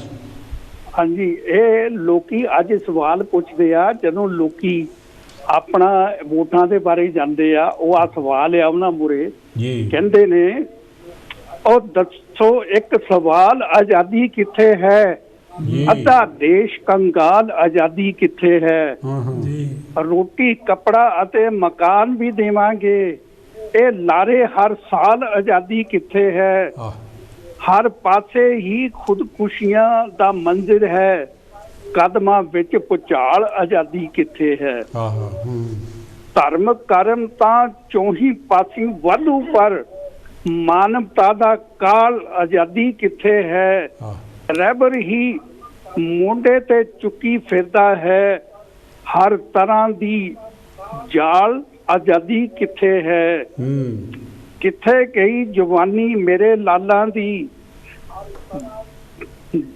ਭੇਡਾਂ ਲਈ ਜਹਾਲ ਆਜ਼ਾਦੀ ਕਿੱਥੇ ਹੈ, ਚਾਰ ਚਫੇਰੇ ਗੁੰਮਸ਼ੁਦਾ ਹੀ ਲਿਖਿਆ ਹੈ, ਕਰ ਕਰ ਥੱਕੇ ਭਾਲ ਆਜ਼ਾਦੀ ਕਿੱਥੇ ਹੈ, ਦੇਸ਼ ਧਰਮ ਦੇ ਨਾਂ ਤੇ ਹੁੰਦੀ ਰੋਜ਼ਾਨਾ ਭੰਨ ਤੋੜ ਹੜਤਾਲ ਆਜ਼ਾਦੀ ਕਿੱਥੇ ਹੈ, ਨੇੜ ਨੌਕਰੀ ਚੋਰ ਸਿਪਾਹੀ ਜੀ ਇੱਕ ਦੂਜੇ ਦੀ ਢਾਲ ਆਜ਼ਾਦੀ ਕਿੱਥੇ ਹੈ, ਰਿਸ਼ਵਤ ਦੇਸ਼ਾਂ ਦੇ ਹੇਠ ਮੁਅੱਤਲ ਜੇ ਰਿਸ਼ਵਤ ਨਾਲ ਬਹਾਲ ਆਜ਼ਾਦੀ ਕਿੱਥੇ ਹੈ, ਇਹ ਸਵਾਲ ਪੁੱਛਦੇ ਨੇ। ਥੈਂਕ ਯੂ ਦੀਵਾਨ ਜੀ। ਇਹ ਮੈਂ ਤੁਹਾਨੂੰ ਦੱਸ ਦਿੰਦਾ ਆਜ਼ਾਦੀ ਕਿੱਥੇ ਆ। ਪਹਿਲਾਂ ਕਹਿ ਤਾਂ ਦਿੱਤਾ ਥੋੜ੍ਹਾ ਜਿਹਾ, ਜਿਹੜੇ ਆਜ਼ਾਦੀ ਜਿਨ੍ਹਾਂ ਨੂੰ ਚਾਹੀਦੀ ਸੀ ਉਹ ਅੱਜ ਉਹਨਾਂ ਨੂੰ ਕਿਹੜੀ ਆਜ਼ਾਦੀ ਮਿਲੀ ਆ? ਲੁੱਟ ਖਸੁੱਟ ਦੀ ਆਜ਼ਾਦੀ ਮਿਲੀ ਆ, ਔਰਤਾਂ ਨਾਲ ਬਲਾਤ ਕਰਨ ਦੀ ਆਜ਼ਾਦੀ ਮਿਲੀ ਹੈ, ਬੱਚਿਆਂ ਤੇ ਮਜ਼ਲੂਮਾਂ ਤੇ ਅਤਿਆਚਾਰ ਕਰਨ ਦੀ ਆਜ਼ਾਦੀ ਮਿਲੀ ਹੈ, ਗਰੀਬਾਂ ਮਜ਼ਲੂਮਾਂ ਤੇ ਜ਼ੁਲਮ ਸਿਤਮ ਕਰਨ ਦੀ ਆਜ਼ਾਦੀ ਮਿਲੀ ਹੈ, ਇਨਸਾਨੀਅਤ ਦੇ ਬੁਨਿਆਦੀ ਹੱਕਾਂ ਨੂੰ ਦਮਨ ਕਰਨ ਦੀ ਆਜ਼ਾਦੀ ਮਿਲੀ ਹੈ, ਧਰਮ ਜਾਤ ਪਾਤ ਦੇ ਨਾਂ 'ਤੇ ਜਿਹੜਾ ਟਕੌਂਸਲੇਬਾਜ਼ੀ ਔਰ ਅਤਿਆਚਾਰ ਕਰਨ ਦੀ ਉਹਨਾਂ ਨੂੰ ਆਜ਼ਾਦੀ ਮਿਲੀ ਹੈ। ਇਹ ਸਾਰੀ ਆਜ਼ਾਦੀ ਜਿਹੜੀ ਹੈਗੀ ਆ ਉਹ ਲੈ ਗਏ। ਹਾਂਜੀ, ਤੁਸੀਂ ਸਵਾਮੀ ਪ੍ਰਸਾਦ ਮੌਰਿਆ ਦੀ ਗੱਲ ਕਰਦੇ ਸੀਗੇ ਕਿ ਬੀਐਸਪੀ ਤੋਂ ਬੀਜੇਪੀ ਚੋਂ ਸਪਾ 'ਚ ਆਇਆ, ਔਰ ਉਹਦੇ ਨਾਲ ਹੋਰ ਵੀ ਕਈ ਸਾਥੀ ਜਿਹੜੇ ਸੀਗੇ ਉਹ ਵੀ ਆਏ, ਜਿਹਨਾਂ ਦੀ ਫੋਟੋ ਦਿਖਾਉਂਦੇ ਓਮ ਪ੍ਰਕਾਸ਼ ਰਾਜਭਰ ਜੀ, ਉਹਨਾਂ ਦੀ ਆਪਣੀ ਪਾਰਟੀ ਹੈਗੀ ਆ ਉਹ, ਤੇ ਉਹਨਾਂ ਨੇ ਉਹ ਪਹਿਲਾਂ ਹੀ ਆ ਗਏ ਸੀਗੇ, ਉਹਨੇ ਮਤਲਬ ਬੀਜੇਪੀ ਤੋਂ ਪਹਿਲਾਂ ਰਿਜ਼ਾਈਨ ਕਰ ਦਿੱਤਾ ਸੀ ਕੋਈ 1.5 ਸਾਲ ਪਹਿਲਾਂ। 13 MLA ਆਏ ਪਿਆਰੇ ਦਰਸ਼ਕੋ, ਜਿਨ੍ਹਾਂ ਦੇ ਵਿੱਚ 3 MP ਸੀਗੇ, ਸੌਰੀ MLA ਸੀਗੇ। ਸੋ ਇਸ ਤਰੀਕੇ ਨਾਲ ਜਿਹੜਾ ਹੈਗਾ ਟੁੱਟ ਭੱਜ ਇਲੈਕਸ਼ਨਾਂ ਦੇ ਵਿੱਚ ਤਾਂ ਹੋਈ ਜਾਂਦੀ, ਔਰ ਜ਼ਿਆਦਾ ਚਾਂਸ ਜਿਹੜਾ ਹੈਗਾ ਆ। ਮਤਲਬ ਇਹਦੇ ਵਿੱਚ ਇੱਕ ਗੱਲ ਤਾਂ ਹੈਗੀ ਆ ਕਿ ਜਿਹੜੀ ਬੀਜੇਪੀ ਸਰਕਾਰ ਹੈਗੀ, ਬੀਜੇਪੀ ਦੀ ਪਾਰਟੀ ਹੈਗੀ ਆ, ਉਹਦੇ ਵਿੱਚ ਜਿਹੜੇ ਲੋਕ ਹੈਗੇ ਕੰਫਰਟੇਬਲ ਨਹੀਂ ਫੀਲ ਕਰਦੇ। ਹਾਂਜੀ ਕਰਕੇ ਉਹਦੇ ਵਿੱਚ ਜਿਹੜਾ ਸਤਿਕਾਰ ਮਿਲਣਾ ਚਾਹੀਦਾ OBC ਵਾਲਿਆਂ ਨੂੰ ਜਾਂ ਸ਼ਡਿਊਲਡ ਕਾਸਟ ਲੋਕਾਂ ਨੂੰ, ਉਹ ਉੱਥੇ ਨਹੀਂ ਮਿਲਦਾ। ਕਿ ਜਦੋਂ ਪਿਛਲਾ ਇਲੈਕਸ਼ਨ ਵੀ ਯੂਪੀ ਦੇ ਵਿੱਚ ਹੋਇਆ, ਉੱਥੇ ਵੀ ਇਹ ਸੀਗਾ ਕਿ ਉੱਥੇ ਜਿਹੜਾ ਹੁਣ ਚੀਫ ਮਿਨਿਸਟਰ ਹੈਗਾ ਬਣਨਾ, ਉਹ OBC ਦਾ ਬਣੂਗਾ, ਪਰ ਉਹ ਮੌਰੀਆ ਬਣਨਾ ਸੀਗਾ, ਜਿਹੜਾ ਇੱਕ ਹੋਰ ਸ਼ਿਵ ਕੁਮਾਰ ਮੌਰੀਆ ਹੈ ਉਹਦਾ ਸੀ, ਪਰ ਉਹ ਨਹੀਂ ਉਹਨਾਂ ਨੂੰ ਬਣਾ ਦਿੱਤਾ, ਤੇ ਉਹਨਾਂ ਨੇ ਮੀਟਿੰਗ ਮੁੜ ਕੇ ਫਿਰ ਆਦਿੱਤਿਆਨਾਥ ਨੂੰ ਬਣਾ ਦਿੱਤਾ ਹੈ, ਔਰ ਉਹਨਾਂ ਨੇ ਮੁੜ ਕੇ ਆਪਣਾ ਬ੍ਰਾਹਮਣਵਾਦ ਜੋ ਵੀ ਹੈਗਾ ਮਨੂਵਾਦ ਨੂੰ ਸਥਾਪਿਤ ਕਰਨ ਦੀ ਕੋਸ਼ਿਸ਼ ਕੀਤੀ, ਔਰ ਓਪਨਲੀ ਕੀਤਾ ਵੀ ਰਾਮ ਮੰਦਰ ਦਾ ਰੌਲਾ ਪਾਇਆ, ਔਰ ਬਿਲਕੁਲ ਬਣਾਇਆ ਵੀ ਹੈਗਾ ਜੋ ਤੁਹਾਡੇ ਸਾਹਮਣੇ ਹੈਗਾ। ਸੋ ਇਸ ਤਰੀਕੇ ਨਾਲ, ਪਰ ਹੁਣ ਜੇ ਦੂਜੇ ਪਾਸੇ ਦੇਖਿਆ ਜਾਵੇ ਤਾਂ ਇੱਕ ਇਹਨਾਂ ਦੀ ਜਿਹੜੀ ਮੁਲਾਇਮ ਸਿੰਘ ਯਾਦਵ ਦੀ ਇੱਕ ਛੋਟੀ ਬਹੂ ਜਿਹੜੀ ਹੈਗੀ ਆ, ਉਹ BJP ਚਲੇ ਗਈ ਆ। ਇੱਕ ਬ੍ਰਦਰ ਇਨ ਲੋ ਮੁਲਾਇਮ ਸਿੰਘ ਯਾਦਵ ਦਾ, ਉਹ ਵੀ BJP 'ਚ ਚਲਾ ਗਿਆ। ਉਹ ਫਿਰ ਦੱਸਦੇ ਵੀ ਉਹਦੀ ਦੂਸਰੀ ਮੈਰਿਜ ਸੀਗੀ, ਉਹਦਾ ਲੜਕਾ ਔਰ ਉਹਦੀ ਬਹੂ ਦੀ ਬੈਕਗਰਾਊਂਡ ਜਿਹੜੀ ਹੈ ਮਤਲਬ ਉਹ ਵੀ ਲੀਡਰਾਂ ਦੀ ਇੱਦਾਂ ਦੀ ਹੋ ਜਾਂਦੀ ਹੈ। So it was like that. ਮਤਲਬ ਉੱਥੇ ਜਿੱਧਰ ਕਿਸੇ ਦਾ ਸੂਤ ਲੱਗਦਾ ਉੱਥੇ ਮਤਲਬ ਉਹ ਉੱਦਾਂ ਹੀ ਕਰਦੇ ਹੈਗੇ ਆ, ਆਪਣਾ ਦੇਖਦੇ ਹੀ ਸੀ ਗੱਦੀ ਕਿੱਧਰ ਬਚਦੀ ਹੈਗੀ ਆ। ਪਰ ਚਾਹੀਦਾ ਇਹ ਆ ਕਿ ਇਸ ਵੇਲੇ ਜਿਹੜੀ ਇੰਪੋਰਟੈਂਟ ਗੱਲ ਆ ਉਹ ਇਹ ਚਾਹੀਦਾ ਕਿ ਜਿੰਨੀ ਵੀ ਸਾਰੀ ਆਪੋਜੀਸ਼ਨ ਪਾਰਟੀਆਂ ਹੈਗੀਆਂ, ਹੁਣ ਜੇ ਆਪਾਂ ਗੱਲ ਕਰੀਏ ਸਪਾ ਦੀ, ਤਾਂ ਉਹ ਕਹਿੰਦੇ ਅਸੀਂ ਸਮਾਜਵਾਦੀ ਪਾਰਟੀ ਆ, ਅਸੀਂ ਮਤਲਬ ਜਿਹੜਾ ਸਮਾਜ ਨੂੰ ਬਿਹਤਰ ਬਣਾਉਣ ਵਾਸਤੇ ਉਹਨੂੰ ਜਿਹੜੀ ਗਵਰਨਮੈਂਟ ਬਣਾਉਣੀ ਚਾਹੁੰਦੇ ਹੈਗੇ ਆ। ਔਰ ਜਦੋਂ ਆਪਾਂ ਬਹੁਜਨ ਸਮਾਜ ਪਾਰਟੀ ਦੀ ਗੱਲ ਕਰਦੇ ਆ, ਉਹ ਵੀ ਕਹਿੰਦੇ ਅਸੀਂ ਬਹੁਜਨ ਸਮਾਜ ਦੀ ਪਾਰਟੀ ਬਹੁਜਨ ਸਮਾਜ ਦੀ ਆ, ਔਰ ਬਹੁਜਨ ਸਮਾਜ ਦਾ ਜਿਹੜਾ ਹੈਗਾ ਉਹਦਾ ਜਿਹੜਾ ਬਿਹਤਰੀ ਵਾਸਤੇ ਕੰਮ ਕਰਾਂਗੇ, ਮਤਲਬ ਸਰਵਜਨ ਹਿਤਾਏ ਸਰਵਜਨ ਸੁਖਾਏ ਦੀ ਗੱਲ ਕਰਦੇ ਅੱਜ ਕੱਲ੍ਹ। ਸੋ ਇਸ ਤਰੀਕੇ ਨਾਲ ਹੈ। ਪਰ ਜਿਸ ਤਰੀਕੇ ਨਾਲ ਫਿਰ ਉੱਥੇ ਆਪਣੇ ਜਿਹੜੇ ਚੰਦਰ ਸ਼ੇਖਰ ਆਜ਼ਾਦ ਜੀ, ਉਹਨਾਂ ਦਾ ਵੀ ਮਤਲਬ ਕਾਫੀ ਯੂਪੀ ਦੇ ਵਿੱਚ ਪ੍ਰਭਾਵ ਹੈਗਾ ਬਹੁਤ। ਅਤੇ ਜਦੋਂ ਉਹ ਵੀ ਗੱਲ ਕਰਦੇ, ਹੁਣ ਉਹਨਾਂ ਨੇ ਕਾਫੀ ਕੋਸ਼ਿਸ਼ ਕੀਤੀ ਪਹਿਲਾਂ ਕਿ ਮਾਇਆਵਤੀ ਨਾਲ ਸਾਡਾ ਸਮਝੌਤਾ ਹੋ ਜਾਏ, ਮਤਲਬ ਇਕੱਠੇ ਹੋ ਕੇ ਜਿਹੜਾ ਬੀਜੇਪੀ ਨੂੰ ਹਰਾਇਆ ਜਾਵੇ, ਨੱਥ ਪਾਈ ਜਾਵੇ। ਫਿਰ ਉਹਨਾਂ ਨੇ ਅਪਰੋਚ ਕੀਤੀ ਆਪਣੇ ਅਖਿਲੇਸ਼ ਉਹਨਾਂ ਨਾਲ ਵੀ, ਪਰ ਮੇਰਾ ਖਿਆਲ ਕਿ ਜਿਹੜੀਆਂ ਲੀਡਰਸ਼ਿਪ ਹੈਗੀਆਂ ਇਹਨਾਂ ਦੀ ਜਿਹੜੀ ਮੈਚਿਓਰਿਟੀ ਹੈਗੀ ਆ ਉਹ ਜਿੰਨੀ ਹੋਣੀ ਚਾਹੀਦੀ ਉਨੀ ਹੈ ਨਹੀਂ, ਬ੍ਰੌਡ ਮਾਈਂਡਡਨੈਸ ਹੈ ਨਹੀਂ, ਉਹ ਹੈ ਨਹੀਂ ਗੀ। ਹੁਣ ਜਦੋਂ ਆਪਾਂ ਦੇਖਦੇ ਅਖਿਲੇਸ਼ ਉਹਨਾਂ ਨੇ ਜਦੋਂ ਪਿਛਲੀ ਤੇ ਪਾਰਟੀ 'ਚੋਂ ਗੌਰਮੈਂਟ 'ਚੋਂ ਹਟੇ ਆ, ਬੀਜੇਪੀ ਆਏ ਆ, ਜਦੋਂ ਆਦਿੱਤਿਆਨਾਥ ਜੋਗੀ ਜੀ ਨੂੰ ਮਤਲਬ ਉਹ ਚੀਫ ਮਿਨਿਸਟਰ ਬਣੇ ਆ, ਤਾਂ ਇਹਨਾਂ ਦਾ ਜਿਹੜਾ ਪਹਿਲਾਂ ਰਿਹਾਇਸ਼ ਸੀ, ਆਫੀਸ਼ੀਅਲ ਰਿਹਾਇਸ਼ ਜਿਹੜੀ ਸੀ ਚੀਫ ਮਿਨਿਸਟਰ ਦੀ, ਜਿੱਥੇ ਅਖਿਲੇਸ਼ ਹੁਣੀ ਰਹਿੰਦੇ ਸੀਗੇ, ਉਹ ਛੱਡਦੇ ਨਹੀਂ, ਇਹਨੂੰ ਛੱਡਦੇ ਤਾਂ ਸੀਗੇ, ਉਹਨੂੰ ਆਦਿੱਤ ਆਪਣੇ ਜੋਗੀ ਹੁਣੀ ਆ ਕੇ ਪਹਿਲਾਂ ਗੰਗਾ ਸਾਹਿਬ ਜਲ ਦੇ ਨਾਲ ਪਵਿੱਤਰ ਕੀਤਾ ਉਹਨੂੰ, ਵੀ ਇੱਥੇ ਦਾ ਜਿਹੜਾ ਇੱਕ ਸ਼ੂਦਰ ਸੀਗਾ ਉਹ ਇੱਥੇ ਬੈਠਾ ਗਿਆ, ਉਹਦਾ ਮਤਲਬ ਪੂਰਾ ਪ੍ਰਚਾਰ ਵੀ ਕੀਤਾ ਕਿ ਅਸੀਂ ਇਹ ਕਰ ਰਹੇ ਹਾਂ, ਸਮਝਦੇ ਨਾ, ਮਤਲਬ ਅਗਲੇ ਨੂੰ ਚਿਤਾਰਦੇ ਸੀਗੇ ਤੁਸੀਂ ਇਸ ਕਾਬਲ ਨਹੀਂ ਹੈ, ਇਹ ਚੀਜ਼ਾਂ ਜਿਹੜੀਆਂ ਸਾਡੇ ਵਾਸਤੇ ਆ। ਫਿਰ ਉਹਨੂੰ ਟੂਟੀ ਚੋਰ ਵੀ ਦੱਸਿਆ ਵੀ ਟੂਟੀਆਂ ਵੀ ਲਾ ਕੇ ਲੈ ਗਿਆ, ਇੱਦਾਂ ਦੀਆਂ ਚੀਜ਼ਾਂ ਕਰਦੇ। ਮਤਲਬ ਉਸ ਤੋਂ ਬਾਅਦ ਇਹਨਾਂ ਨੂੰ ਪਤਾ ਲੱਗਣਾ ਚਾਹੀਦਾ, ਜਿਹਨਾਂ 'ਚ ਵੀ ਜੇ ਇਹਨਾਂ 'ਚ ਥੋੜ੍ਹੀ ਬਹੁਤ ਹੈਂਕੜਬਾਜ਼ੀ ਵੀ ਹੈਗੀ ਆ ਨਾ, ਉਹ ਤੋਂ ਸਮਝ ਆਉਣਾ ਚਾਹੀਦਾ ਵੀ ਤੁਸੀਂ ਦੂਜਿਆਂ ਦੀ ਨਿਗਾਹ ਦੇ ਵਿੱਚ, ਮਨੂਵਾਦੀ ਲੋਕਾਂ ਦੀ ਨਿਗਾਹ ਦੇ ਵਿੱਚ ਤੁਸੀਂ ਸਟਿਲ ਉੱਥੇ ਹੀ ਆ। ਬਿਲਕੁਲ। ਔਰ ਜਿਹੜੇ ਹੈਗੇ ਆ, ਜਿੱਦਾਂ ਸਾਹਿਬ ਕਾਂਸ਼ੀ ਰਾਮ ਜੀ ਉਹਨਾਂ ਨੇ 1585 ਦੀ ਗੱਲ ਕੀਤੀ ਸੀ ਜੀ, ਉਹ ਕਹਿੰਦੇ 85% ਜਿਹੜਾ ਹੈਗਾ scheduled caste scheduled tribe OBC ਔਰ ਮਾਈਨੋਰਿਟੀ ਕਮਿਊਨਿਟੀਜ਼ ਹੈਗੀਆਂ, ਇਹਨਾਂ ਸਾਰੇ ਪਾਸੇ ਸਾਰਿਆਂ ਨੂੰ ਐਕਸਟਰਾ ਇਕੱਠੇ ਹੋਣਾ ਚਾਹੀਦਾ। ਔਰ ਉਹ ਕਹਿੰਦੇ ਸੀ ਜਿਹੜੇ 15% ਉਹਦੇ ਵਿੱਚ ਵੀ ਸਾਡੇ ਲੋਕ ਹੈਗੇ ਜਿਹੜੇ ਸਾਡੇ ਨਾਲ ਰਲ ਕੇ ਚੱਲ ਸਕਦੇ ਆ, ਉਹ ਵੀ ਸਾਡੇ ਨਾਲ ਆਉਣਗੇ, ਤੇ ਇਹਨਾਂ ਨੂੰ ਨੱਥ ਪਾਈ ਜਾ ਸਕਦੀ ਆ। ਸੋ ਉਸ ਨੱਥ ਪਾਉਣ ਦੀ ਗੱਲ ਹੈਗੀ ਕਿ ਉੱਥੇ ਹੁਣ ਜਿੱਦਾਂ ਬਹੁਜਨ ਸਮਾਜ ਪਾਰਟੀ ਹੋ ਗਈ ਜਾਂ ਆਪਣੇ ਸਮਾਜਵਾਦੀ ਪਾਰਟੀ ਹੈਗੀ ਆ, ਇਹਨਾਂ ਸਭ ਇਕੱਠੇ ਹੋਣਾ ਚਾਹੀਦਾ। ਔਰ ਬਾਕੀ ਵੀ ਗਰੁੱਪ ਹੈਗੇ ਆ ਸਾਰੇ ਲੈ ਕੇ, ਇਸ ਵੇਲੇ ਜਿਹੜਾ ਮੇਨ ਕੰਮ ਹੈਗਾ ਆ ਉਹ ਸੰਵਿਧਾਨ ਨੂੰ ਬਚਾਉਣਾ, ਲੋਕਤੰਤਰ ਨੂੰ ਬਚਾਉਣ ਦੀ ਆ। ਬਿਲਕੁਲ ਇਹਨਾਂ ਨੂੰ ਇਕੱਠੇ ਹੋ ਕੇ ਕਰਨਾ ਚਾਹੀਦਾ ਸੀਗਾ ਕਿ ਜਿਹੜੀ ਲੀਡਰਸ਼ਿਪ ਦੇ ਵਿੱਚ ਘਾਟ ਹੈਗੀ ਆ ਉਹ ਦੀਦੀ ਆ। ਸੋ ਮੈਂ ਥੋੜ੍ਹਾ ਜਿਹਾ ਬੈਕਗਰਾਊਂਡ ਦੱਸਦੇ ਹਾਂ ਪਿਆਰੇ ਦਰਸ਼ਕੋ। 5 ਸੂਬਿਆਂ ਦੇ ਵਿੱਚ ਜਿਹੜਾ ਇਲੈਕਸ਼ਨ ਹੋ ਰਿਹਾ, ਔਰ ਉਹ 10 ਫਰਵਰੀ ਤੋਂ ਸ਼ੁਰੂ ਹੋ ਕੇ ਹੈ ਜੀ 5 ਸੂਬਿਆਂ ਦੇ ਵਿੱਚ 18 ਕਰੋੜ ਜਿਹੜੇ ਵੋਟਰਸ ਹੈਗੇ ਆ, ਔਰ ਸੀਟਾਂ 5 ਸੂਬਿਆਂ 'ਚ 690 ਸੀਟਾਂ ਦੇ ਉੱਤੇ ਇਲੈਕਸ਼ਨ ਹੋ ਰਿਹਾ, ਔਰ ਪੋਲਿੰਗ ਸਟੇਸ਼ਨ ਉਹਦੇ ਲਈ 2,15,000 ਪੋਲਿੰਗ ਸਟੇਸ਼ਨ ਦਾ ਇੰਤਜ਼ਾਮ।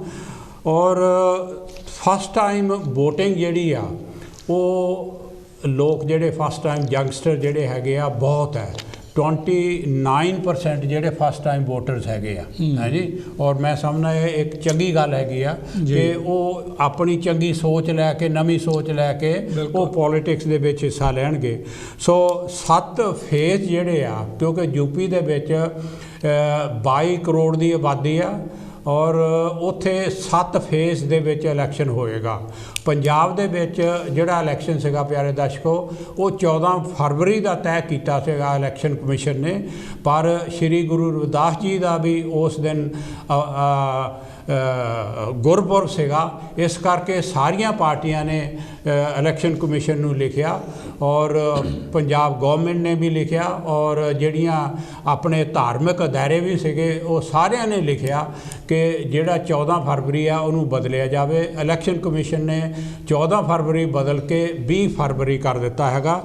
ਸੋ 10 ਮਾਰਚ ਨੂੰ ਜਿਹੜੇ ਰਿਜ਼ਲਟ ਆਉਗੇ, ਉੱਤਰਾਖੰਡ, ਮਨੀਪੁਰ, ਕੀ ਹੈਗਾ ਗੋਆ, ਇਹ 5 ਇਲਾਕੇ ਹਨ, 5 ਸਟੇਟਸ ਹਨ, ਜਿੱਥੇ ਇਹ ਆ ਕੇ 10 ਤਰੀਕ ਤੋਂ ਸ਼ੁਰੂ ਹੋ ਕੇ 7 ਮਾਰਚ ਤੱਕ ਵੋਟਾਂ ਪੈਣਗੀਆਂ ਜੀ, ਹੈ ਜੀ। ਔਰ 10 ਮਾਰਚ ਨੂੰ ਇਲੈਕਸ਼ਨ ਦੇ ਜਿਹੜੇ ਰਿਜ਼ਲਟ ਸਾਹਮਣੇ ਆਉਣਗੇ। ਔਰ ਇਹਨਾਂ ਦੇ ਵਿੱਚ ਮੈਂ ਇੱਕ ਗੱਲ ਮੋਟੀ ਜਿਹੀ ਦੱਸ ਦੇਣੀ ਚਾਹੁੰਦਾ ਹਾਂ ਕਿ ਕੱਲੀ ਯੂਪੀ ਦੇ ਵਿੱਚ ਜਿਹੜੇ ਹੈਗੇ ਆ ਪਿਆਰੇ ਦਰਸ਼ਕੋ 403 ਸੀਟਾਂ ਹਨ, ਔਰ 403 ਸੀਟਾਂ ਦੇ ਵਿੱਚੋਂ 86 ਸੀਟਾਂ ਜਿਹੜੀਆਂ ਉਹ ਰਿਜ਼ਰਵ ਆ ਦਵਿੰਦਰ ਜੀ। ਔਰ ਪੰਜਾਬ ਦੇ ਵਿੱਚ 117 ਸੀਟਾਂ ਦੇ ਵਿੱਚੋਂ 34 ਸੀਟਾਂ ਰਿਜ਼ਰਵ ਹਨ। ਬਾਕੀ ਸੂਬਿਆਂ ਦੀ ਜਿਹੜੀ ਹੈਗੀਆਂ ਉਹ ਫਿਗਰ ਨਹੀਂ ਮੈਂ ਮੈਂਸ਼ਨ ਕਰਦਾ, ਇਹ ਮੈਂ ਇਸ ਕਰਕੇ ਕਰ ਰਿਹਾ ਕਿ ਇੱਕ ਮੋਰੀਏ ਹੁਣੀ ਉੱਧਰੋਂ ਆ ਕੇ ਇੱਧਰ ਆ ਕੇ ਰੌਲਾ ਪਾਉਂਦੇ ਆ, 86 ਦੇ ਵਿੱਚੋਂ 10 ਆ ਗਏ, ਬਾਕੀ ਤਾਂ ਹਾਲੇ ਉੱਥੇ 77 ਹਨ ਜੀ। जिसले किसी दी आबरू लुट के बलात्कार करके उन्होंने अद्धी रात नूं लुहिया जाता है, कोई नहीं बोलते। और जिहड़े रिजर्व सीटां दे उत्ते हन वो कित्थे हुंदे हन। भारत की पार्लीमेंट दे विच 131 MP बैठे हैं, जिहले भारत का विधान खतरे विच होवे और लोगों के बुनियादी जिहड़े हक आ वो खतरे विच होण तो 131+ जिहड़े MP आ वो गूंगे बन के बोले बन के क्यों बैठे उत्थे हुंदे हन। भारत का जिहड़ा विधान है, ईवन सुप्रीम कोर्ट के जज जिहड़े आ उन्होंने इस गल की दुहाई कितनी दफ़ा पाई कि भारत का विधान जिहड़ा खतरे दे विच है। रोज़ उन्हों का फैसला जिहड़ी सुप्रीम कोर्ट के जिहड़ा काम हैगा उन्हों का काम हैगा अत्याचार, जिहड़े अत्याचार लोग करते आ उन्होंने सज़ा देना, उन्हों के खिलाफ शिकायतां सुनना, केस चलाने और उन्होंने सज़ा देना, अत्याचार काम करने। उन्हों का रोज़ का ये काम नहीं, गौरमेंट नूं दसना कि तुसीं इत्थे भारत की फलानी धारा की उलंघना करते हैं, इत्थे तुसीं आ गलत करते, इत्थे तुसीं आ गलत करते हैं। एक छोटा जिहा उन्हों का पार्ट हैगा, पर मेन मुद्दा जिहड़ा हैगा मोर दैन 50% जिहड़ा भारत की सुप्रीम कोर्ट का टाइम हैगा वो भारत के संविधान दियां जिहड़ियां धारां दियां उलंघना, जिहड़े डेमोक्रेटिक बुनियादी हक हैगे आ उन्हां दी उलंघना लोग करदे तो सुप्रीम कोर्ट का टाइम जिहड़ा उहदे ते जांदा हैगा। सो मेरे कहण दा मतलब ये हैगा कि जिहड़े कानून बनाउंदे उही कानून की उलंघना करदे हन। हैलो जी, जय गुरुदेव, जय भीम। कौन ते कित्थों साहब जी? हेलो जी, जय गुरुदेव, जय भीम, जय भारत जी। प्रेम मान जी, उच्चा थोड़ा जिहा बोलियो जी। अच्छा जी, हुण ठीक है जी? हाँ जी, हाँ जी। अच्छा, ਤੁਸੀਂ ਅੱਜ ਇਲੈਕਸ਼ਨ ਦੀ ਗੱਲ ਕਰ ਰਹੇ ਹੋ, ਪੋਲਿਟਿਕਸ ਦੀ ਗੱਲ ਕਰ ਰਹੇ ਹੋ ਜੀ। ਦੇਖੋ ਜਿਹੜੀ ਪੋਲੀਟੀਸ਼ੀਅਨ ਜਿਹੜੇ ਲੋਕ ਹੈ ਨਾ, ਜਿਹੜੀ ਅੱਜ ਤੱਕ ਜਿਨ੍ਹਾਂ ਪੋਲੀਟੀਸ਼ੀਅਨਾਂ ਨੇ ਪੋਲਿਟਿਕਸ ਜਿਹੜਾ ਨੇ ਰਾਜ ਕੀਤਾ ਜੀ, ਉਹਨਾਂ ਨੇ ਜੋ ਬਹੁਜਨ ਸਮਾਜ ਸੀ ਉਹਨਾਂ ਲਈ ਕੁਝ ਨਹੀਂ ਕੀਤਾ ਜੀ ਜੀ। ਕਿਉਂਕਿ ਹੁਣ ਤੁਸੀਂ ਗੱਲ ਕੀਤੀ ਹੈਗੀ ਆ ਚੰਦਰ ਸ਼ੇਖਰ ਆਜ਼ਾਦ ਦੀ ਤੇ ਹੋਰ ਇਹਨਾਂ ਸਾਰਿਆਂ ਦੀ। ਇਹ ਜਿਹੜੇ ਲੋਕ ਹੈਗੇ ਆ ਨਾ, ਚੰਦਰ ਸ਼ੇਖਰ ਆਜ਼ਾਦ, ਪਹਿਲੇ ਤਾਂ ਉਹਨੂੰ ਸੋਚਣਾ ਚਾਹੀਦਾ ਹੈ ਕਿ ਭੈਣ ਜੀ ਕੁਮਾਰੀ ਮਾਇਆਵਤੀ ਜੀ 40 ਸਾਲ ਤੋਂ ਪੋਲਿਟਿਕਸ ਦੇ ਵਿੱਚ ਹੈਗੀ ਆ, ਉਹਨਾਂ ਨੂੰ ਇੰਨਾ ਐਕਸਪੀਰੀਅੰਸ ਹੈ ਵੀ ਕਿਸ ਤਰ੍ਹਾਂ ਕਿਸੇ ਪੋਲਿਟਿਕਸ ਨੂੰ ਹੈਂਡਲ ਕਰਨਾ ਹੈਗਾ ਆ। ਕਿਉਂਕਿ ਇਹ ਜਿਹੜਾ ਚੰਦਰ ਸ਼ੇਖਰ ਆ ਇਹ ਪਹਿਲਾਂ ਤਾਂ ਕਾਂਗਰਸ ਦੇ ਨਾਲ ਰਿਹਾ, ਉਹ ਤੋਂ ਬਾਅਦ ਇਹ RSS ਦੇ ਵਿੱਚ ਵੀ ਇਹਨੇ ਕੰਮ ਕੀਤਾ। ਮੇਰੇ ਕੋਲ ਪ੍ਰੂਫ ਹੈਗਾ ਆ, ਕਿਉਂਕਿ ਇਹਨੇ ਪੂਰੀਆਂ ਫੋਟੋ ਉਹਦੀਆਂ ਹੈਗੀਆਂ। ਕਿਉਂਕਿ ਇਹ ਚੰਦਰ ਸ਼ੇਖਰ ਜਿਹੜਾ ਆਜ਼ਾਦ ਆ ਇਹ ਅਗੇਂਸਟ BSP ਦੇ ਖੜਾ ਕੀਤਾ ਗਿਆ ਤੇ ਇਸ ਕਰਕੇ ਸਾਨੂੰ ਜਿਹੜਾ ਚਾਹੀਦਾ ਨਾ, ਸਾਡੇ ਸਮਾਜ ਨੂੰ ਸੋਚ ਲੈਣਾ ਚਾਹੀਦਾ। ਔਰ ਦੂਸਰਾ ਜਿਹੜਾ ਬਾਮਣ ਮੇਸ਼ਰਾਮ ਆ ਉਹਨੇ ਵੀ ਅਗੇਂਸਟ ਮਾਨੇਵਰ ਕਾਂਸ਼ੀ ਰਾਮ ਦੇ ਕੰਮ ਕੀਤਾ ਤੇ ਇਹ ਸਾਡੇ ਸਮਾਜ ਨੂੰ ਚਾਹੀਦਾ ਹੈਗਾ। ਕਿਉਂਕਿ ਇਹ ਜਿਹੜੇ ਲੋਕ ਆ ਜਦੋਂ ਇਹਨਾਂ ਨੂੰ ਜਿੱਧਰੋਂ ਵੀ ਕੁਝ ਮਿਲਦਾ ਹੈਗਾ ਉਧਰ ਨੂੰ ਹੋ ਜਾਂਦੇ ਆ। ਅੱਜ ਚੰਦਰ ਸ਼ੇਖਰ ਨੂੰ ਐਸੀ ਉਹ ਸਿਕਿਉਰਿਟੀ ਦਿੱਤੀ ਗਈ, ਉਹ ਕਿੱਥੋਂ ਪੈਸੇ ਲਏ ਉਹਨੇ ਜੀ। ਤੇ ਇਸੇ ਕਰਕੇ ਜਿਹੜੀ BJP ਹੈ ਨਾ ਉਹ ਚਾਹੁੰਦੀ ਹੈ ਕਿ RSS BJP ਔਰ ਇਹ ਜਿਹੜੀਆਂ ਪਾਰਟੀਆਂ ਹੈਗੀਆਂ ਇਹ BSP ਅੱਗੇ ਨਾ ਜਾਵੇ ਜੀ। ਕਿਉਂਕਿ ਸਾਡੇ ਲੋਕਾਂ ਦਾ ਸੁਧਾਰ ਤਾਂਹੀਓ ਹੋ ਸਕਦਾ ਹੈ ਕਿ ਅਸੀਂ ਇਹ ਲੋਕਾਂ ਨੂੰ ਚਾਹੀਦਾ ਆਪਣੇ ਆਪ ਕਿ ਅਸੀਂ ਅਗਰ ਸਮਾਜ ਦਾ ਬਾਬਾ ਸਾਹਿਬ ਦੇ ਮਿਸ਼ਨ ਤੇ ਚੱਲਦੇ ਹਾਂ ਤਾਂ ਸਾਨੂੰ ਬਹੁਜਨ ਸਮਾਜ ਪਾਰਟੀ ਦਾ ਸਾਥ ਦੇਣਾ ਚਾਹੀਦਾ। ਪਹਿਲਾਂ ਉਹਦੇ 'ਚ ਜਾ ਕੇ ਕੰਮ ਤਾਂ ਕਰਨ, ਦੇਰੀ ਤੁਸੀਂ ਕਿਸੇ ਦੀ ਡਿਮਾਂਡ ਕਰ ਸਕਦੇ ਆ ਪਾਰਟੀ ਦੇ ਕੋਲੋਂ। ਔਰ ਚੰਦਰ ਸ਼ੇਖਰ ਨੂੰ ਭੈਣ ਕੁਮਾਰੀ ਮਾਇਆਵਤੀ ਨੇ ਆਪ ਉਹਨੂੰ ਸੱਦਿਆ ਕਿ ਤੁਸੀਂ ਆ ਕੇ ਮੈਨੂੰ ਮਿਲੇ ਜੀ। ਇਹ ਆਪ ਚਾਹੁੰਦਾ ਸੀ ਕਿ ਮੈਂ ਮਤਲਬ ਉਹ ਮੈਨੂੰ ਆ ਕੇ ਮਿਲੇ। ਤੁਸੀਂ ਇਹ ਦੇਖੋ ਕਿ ਇਹ ਚੰਦਰ ਸ਼ੇਖਰ ਜਿਹੜਾ ਆਜ਼ਾਦ ਆ ਪਹਿਲਾਂ ਤੁਗਲਕਾਬਾਦ ਦੇ ਵਿੱਚ ਇਹਨੇ ਕੀ ਕੀਤਾ ਉੱਥੇ ਜੀ। ਪਹਿਲਾਂ ਤਾਂ ਲੋਕਾਂ ਨੂੰ ਇਕੱਠੇ ਕੀਤਾ, ਆਪ ਇਹ ਲੰਮਾ ਪੈ ਗਿਆ ਕਿ ਇਹਦੇ ਹਸਪੀਟਲ ਚਲਾ ਗਿਆ। ਉਹ ਕਿੰਨੇ ਬੰਦੇ ਸਾਡੇ ਉੱਥੇ ਫੜੇ ਗਏ ਤੇ ਇਸ ਬੰਦੇ ਨੇ ਮਤਲਬ ਇਹੀ ਚਾਹੁੰਦਾ ਆ ਕਿਉਂਕਿ ਬਹੁਜਨ ਸਾਡੇ ਬੱਚਿਆਂ ਨੂੰ ਉਕਸਾ ਕੇ ਔਰ ਉਹਨਾਂ ਨੂੰ ਜੇਲ੍ਹਾਂ ਦੇ ਵਿੱਚ ਬੰਦ ਕਰਾਉਣਾ ਚਾਹੁੰਦਾ ਹੈ। ਇਹੀ ਗੱਲ ਇਹਦੀ ਪਾਲਿਸੀ, ਹਰ ਇੱਕ ਪਾਲਿਸੀ ਇਹਦੀ ਇਹੀ ਕਾਮਯਾਬ ਰਹੀ ਹੈ ਕਿਉਂਕਿ ਇਹਦੇ ਪਿੱਛੇ BJP ਇਹਦਾ ਹੱਥ ਹੈਗਾ ਆ। ਇਸ ਕਰਕੇ ਸਾਡੇ ਸਮਾਜ ਨੂੰ ਚਾਹੀਦਾ ਹੈਗਾ, ਸਾਡੇ ਦੇਖੋ ਅਗਰ ਸਾਡੇ ਲੋਕਾਂ ਨੂੰ ਜਿੱਦਾਂ ਤੁਸੀਂ ਦੱਸਿਆ ਵੀ ਹਜ਼ਾਰਾਂ ਸਾਲਾਂ ਤੋਂ ਅਸੀਂ ਗੁਲਾਮ ਆ ਜੀ, ਉਹ ਗੁਲਾਮੀ ਦਾ ਕਾਰਨ ਇਹੀ ਹੈ ਕਿ ਸਾਡੇ ਲੋਕਾਂ ਨੂੰ ਡਿਵਾਈਡ ਕੀਤਾ ਪਿਆ। ਪਹਿਲਾਂ ਬਾਬਾ ਸਾਹਿਬ ਜੀ ਦਾ ਕਿਤੇ ਉਹਨਾਂ ਜਗਜੀਵਨ ਰਾਮ ਜੀ ਨੇ ਰੱਜ ਕੇ ਮਤਲਬ ਕਿਤੇ ਨਾ ਉਹਨਾਂ ਦੀ ਮੁਖਾਲਫਤ ਕੀਤੀ ਆ ਜੀ। ਫਿਰ ਉਹ ਤੋਂ ਬਾਅਦ ਕਿਤੇ ਨਾ ਮਾਨੇਵਰ ਕਾਂਸ਼ੀ ਰਾਮ ਦੀ ਸਾਡੇ ਲੋਕਾਂ ਨੇ ਇਹਨਾਂ ਨੇ ਜਿਹੜੇ ਬੰਬ ਸੇਪ ਦੇ ਵਿੱਚ ਸੀਗੇ ਇਹਨਾਂ ਨੇ ਅਲੱਗ ਬੰਬ ਸਾਹਿਬ ਕਿੰਨੀਆਂ ਬੰਬ ਸਾਹਿਬ ਬਣਾ ਕੇ ਕਿਤੇ ਨਾ ਉਹਨਾਂ ਅਲੱਗ-ਅਲੱਗ ਕੀਤਾ। ਉਹ ਜਿਹੜਾ ਸਾਡਾ ਕਿਤੇ ਨਾ ਇੰਦਰਾ ਗਾਂਧੀ ਦਾ ਬੇਟਾ ਸੀ, ਮੈਨੂੰ ਨਾਂ ਭੁੱਲ ਜਾਂਦਾ ਉਹਨਾਂ ਦਾ ਕਈ ਵਾਰੀ, ਉਹਨਾਂ ਨੇ ਇਹ ਤੋੜਾਈ ਜੀ। ਤੇ ਇਸੇ ਕਰਕੇ ਜਿਹੜਾ ਸਾਡੇ ਲੋਕ ਹੈ ਨਾ, ਇਹ ਬਕਾਊ ਮਾਲ ਹੈਗਾ ਆ, ਇਹ ਬਕਾਊ। ਹੁਣ ਅੱਜ ਜਿਹੜਾ ਭਾਰਤ ਦੀ ਹਾਲਤ, ਪੰਜਾਬ ਦੀ ਹਾਲਤ ਆ ਜੀ, ਜਿਹੜਾ ਹੁਣ ਚਰਨਜੀਤ ਚੰਨੀ ਬਣਿਆ, ਅਗਰ ਇਹ ਐਜੂਕੇਟਡ ਹੁੰਦਾ ਤਾਂ ਇਹ ਆਪਣੇ ਸਮਾਜ ਲਈ ਕੰਮ ਕਰਨਾ ਚਾਹੀਦਾ ਇਹਨਾਂ ਲੋਕਾਂ ਨੂੰ। ਔਰ ਇਹ ਕਾਂਗਰਸ ਦੇ ਵਿੱਚ ਜਾ ਕੇ ਬੈਠੇ ਆ, ਬੀਜੇਪੀ ਦੇ ਵਿੱਚ ਬੈਠੇ ਆ ਜਾ ਕੇ, ਔਰ BSP ਨੇ ਜਿਨ੍ਹਾਂ ਲੋਕਾਂ ਨੂੰ ਲੜਾਇਆ ਪਿਛਲੇ ਮਤਲਬ 3-4 ਸਾਲ 2017 ਚ ਇਲੈਕਸ਼ਨ ਲੜਾਇਆ, ਉਹੀ ਲੋਕ ਅੱਜ BSP ਦੇ ਖਿਲਾਫ ਲੜਨ ਦੇ ਆ ਜੀ। ਕਿਉਂਕਿ ਇਹ ਲੋਕਾਂ ਦੇ ਵਿੱਚ ਅਗਰ ਇਹ ਸੋਚ ਹੋਵੇ ਕਿ ਅਸੀਂ ਪਾਰਟੀ ਲਈ ਕੰਮ ਕਰਨਾ ਹੈਗਾ ਆ, ਪਾਰਟੀ ਦੇਖੋ ਉਹ ਪਾਰਟੀ ਜਿਹੜੀ ਹੁੰਦੀ ਹੈ ਨਾ ਉਹਦੀ ਹੈਡ, ਹੁਣ ਇਹਨੇ ਜਿਹੜੇ BJP ਦੇ ਕਿੰਨੇ ਸੰਗਠਨ ਆ, ਉਹਨਾਂ ਦਾ ਇੱਕੋ ਹੀ ਇੱਕ ਨਿਸ਼ਾਨਾ ਆ ਕਿ ਅਸੀਂ BJP ਨੂੰ ਅਸੀਂ ਮਤਲਬ ਸੱਤਾ ਦੇ ਵਿੱਚ ਲਿਆਉਣਾ ਹੈਗਾ। ਥੈਂਕ ਯੂ ਜੀ। ਸਾਡੇ ਲੋਕ ਜਿਹੜੇ ਆ ਇਹ ਚੀਜ਼ ਨਹੀਂ ਸਮਝਦੇ ਹੈਗੇ। ਜੈ ਭੀਮ ਜੈ ਭਾਰਤ ਜੀ। ਥੈਂਕ ਯੂ ਪ੍ਰੇਮਾਨ ਜੀ। ਗੱਲ ਇਹ ਹੈਗੀ ਆ ਕਿ ਮੈਂ ਜਿਹੜੀ ਪਹਿਲਾਂ ਗੱਲ ਕਰਦਾ ਹੈਗਾ, ਜਿਹੜੇ ਰਾਜਗੱਦੀ ਲਈ ਆਜ਼ਾਦੀ ਦੇ ਟਾਈਮ ਦੇ ਉੱਤੇ ਜਦੋਜਹਿਦ ਕਰਦੇ ਸੀ ਰਾਜਗੱਦੀ ਲਈ, ਉਹਨਾਂ ਨੂੰ ਰਾਜਗੱਦੀ ਵੀ ਮਿਲ ਗਈ। ਅੰਗਰੇਜ਼ਾਂ ਨੇ ਇੱਕ ਗੱਲ ਉਹਨਾਂ ਨੂੰ ਹੋਰ ਵੀ ਸਿਖਾਲ ਕੇ ਗਏ ਆਏ ਇੱਧਰ, ਉਹ ਇਹ ਕਿ ਡਿਵਾਈਡ ਐਂਡ ਰੂਲ ਔਰ ਵੰਡੋ ਤੇ ਰਾਜ ਕਰੋ। ਜੇ BJP ਦੇ ਕੋਲ ਪੈਸਾ ਵੀ ਆ ਪਿਆਰੇ ਦਰਸ਼ਕੋ, BJP ਦੇ ਕੋਲ ਇਸ ਵੇਲੇ ਬੰਦੇ ਵੀ ਆ, ਪੜ੍ਹਨ ਵਾਲੇ ਕੰਪੇਨਰ ਵੀ ਹੈਗੇ ਆ। ਉਹਨਾਂ ਨੇ 30 ਬੰਦਿਆਂ ਦੀ ਜਿਹੜੀ ਆ UP ਦੇ ਵਿੱਚ ਹੀ ਲੀਡਰਾਂ ਦੀ ਡਿਊਟੀ ਲਾਤੀ ਕਿ ਇਹ ਕਿਲਾ ਫਤਿਹ ਕਰ ਲਿਆ ਤਾਂ ਦਿੱਲੀ ਦਾ ਕਿਲਾ ਜਿਹੜਾ ਹੈ ਉਹ ਮੁਸ਼ਕਲ ਨਹੀਂ ਹੈਗੀ। EVM ਵੀ ਉਹਨਾਂ ਦੇ ਕੋਲ ਹੈ। ਹਾਂ, EVM ਵੀ ਹੈਗੀ ਆ। ਔਰ ਉਹਨਾਂ ਨੇ ਸਪੇਸ ਦੇ ਵਿੱਚ ਇਨਫੋਰਮੇਸ਼ਨ ਸੈਂਟਰ ਵੀ ਸੈੱਟ ਕੀਤਾ ਹੈ ਕਿ ਜਿਹੜਾ ਮਿੰਟ ਬਾਅਦ ਉਹਨਾਂ ਨੂੰ ਰਿਪੋਰਟ ਦਿੰਦਾ। ਸੋ ਜਿਹੜੇ ਵੰਡਣ ਵਾਲੇ ਉਹ ਵੰਡਦੇ ਆ, ਜਿਹੜੇ ਵੰਡ ਹੁੰਦੇ ਆ ਉਹਨਾਂ ਨੂੰ ਅਕਲ ਨਹੀਂ ਆ ਰਹੀ ਵੀ ਅਸੀਂ ਇਕੱਠੇ ਕਿੱਦਾਂ ਹੋਣਾ। ਅਖਿਲੇਸ਼ ਯਾਦਵ ਦੀ ਜਿਹੜੀ SP ਪਾਰਟੀ ਹੈਗੀ ਆ, ਉਹ ਵੀ ਇਹ ਕਹਿੰਦੀ ਆ ਕਿ ਅਸੀਂ ਸ਼ਡਿਊਲ ਟਰਾਈਬ OBC ਦੀ ਪਾਰਟੀ ਆ। BSP ਮਾਇਆਵਤੀ ਵੀ ਕਹਿੰਦੀ ਆ ਕਿ ਅਸੀਂ SC ਔਰ OBC ਦੀ ਅਸੀਂ ਪਾਰਟੀ ਆ। ਚੰਦਰ ਸ਼ੇਖਰ ਆਜ਼ਾਦ ਨਵੀਂ ਜਿਹੜੀ ਹੈਗੀ ਆ ਬੇਬੀ ਪਾਰਟੀ ਹੈਗੀ ਆ, ਉਹ ਵੀ ਕਹਿੰਦੀ ਅਸੀਂ ਦਬੇ ਕੁਚਲਿਆਂ ਦੀ ਪਾਰਟੀ ਆ। ਉਹ ਜੇ ਸਾਰੇ ਹੀ ਹੈਗੇ ਆ, ਇਹ ਮਤਲਬ ਉਹਨਾਂ ਦਾ ਮੁੱਦਾ ਹੈਗਾ ਕਿ ਪਛੜੇ ਹੋਏ ਲੋਕਾਂ ਦਾ ਉਦਾਰ ਕਰਨਾ। ਕਿਉਂ ਨਹੀਂ ਉਹ ਇਕੱਠੇ ਹੋ ਜਾਂਦੇ, ਕਿਉਂ ਨਹੀਂ ਸਮਝਦੇ। ਹੈਲੋ ਜੀ, ਜਾਗਰਦੇਵ, ਜੈ ਭੀਮ। ਜੋ ਕੌਂਤੇ ਕਿਤੋਂ ਸਾਹਿਬ ਜੀ। ਜੈ ਭੀਮ ਜੈ ਭਾਰਤ। ਮੈਂ ਫਕੀਰ ਚੰਦ ਚੌਹਾਨ ਬੋਲਦਾ ਬਰਮਿੰਘਮ ਤੋਂ। ਚੌਹਾਨ ਜੀ, ਤੁਹਾਡਾ ਸਵਾਗਤ ਹੈ ਕਾਂਚੀ TV ਤੇ। ਦੇਖੋ, ਆਪ ਜਿਹੜੀ ਅੱਜ ਨਾ ਗੱਲਬਾਤ ਕਰ ਰਹੇ ਹੈ ਬਹੁਤ ਸ਼ਲਾਘਾਯੋਗ ਹੈ, ਕਿਉਂਕਿ ਜਿਹੜੀ ਆਪਾਂ ਦੇਸ਼ ਦੀ ਆਜ਼ਾਦੀ ਦੀ ਗੱਲ ਕਰਦੇ ਹਾਂ, ਜਿਸ ਵੇਲੇ ਅੰਗਰੇਜ਼ਾਂ ਦਾ ਉੱਥੇ ਰਾਜ ਹੋ ਗਿਆ ਸੀ ਜੀ, ਇਹਨਾਂ ਨੂੰ ਪਤਾ ਨਹੀਂ ਵੀ ਸੈਂਕੜੇ ਟੋਟੇ ਹੋ ਚੁੱਕੇ ਸੀ। ਜਦ ਅੰਗਰੇਜ਼ ਉੱਥੇ ਗਏ ਆ, ਇਹ ਨਹੀਂ ਦੇਖਿਆ ਵੀ ਇਹ ਤਾਂ ਇੱਕ ਮੁਲਕ ਹੀ ਹੈ ਨਹੀਂ।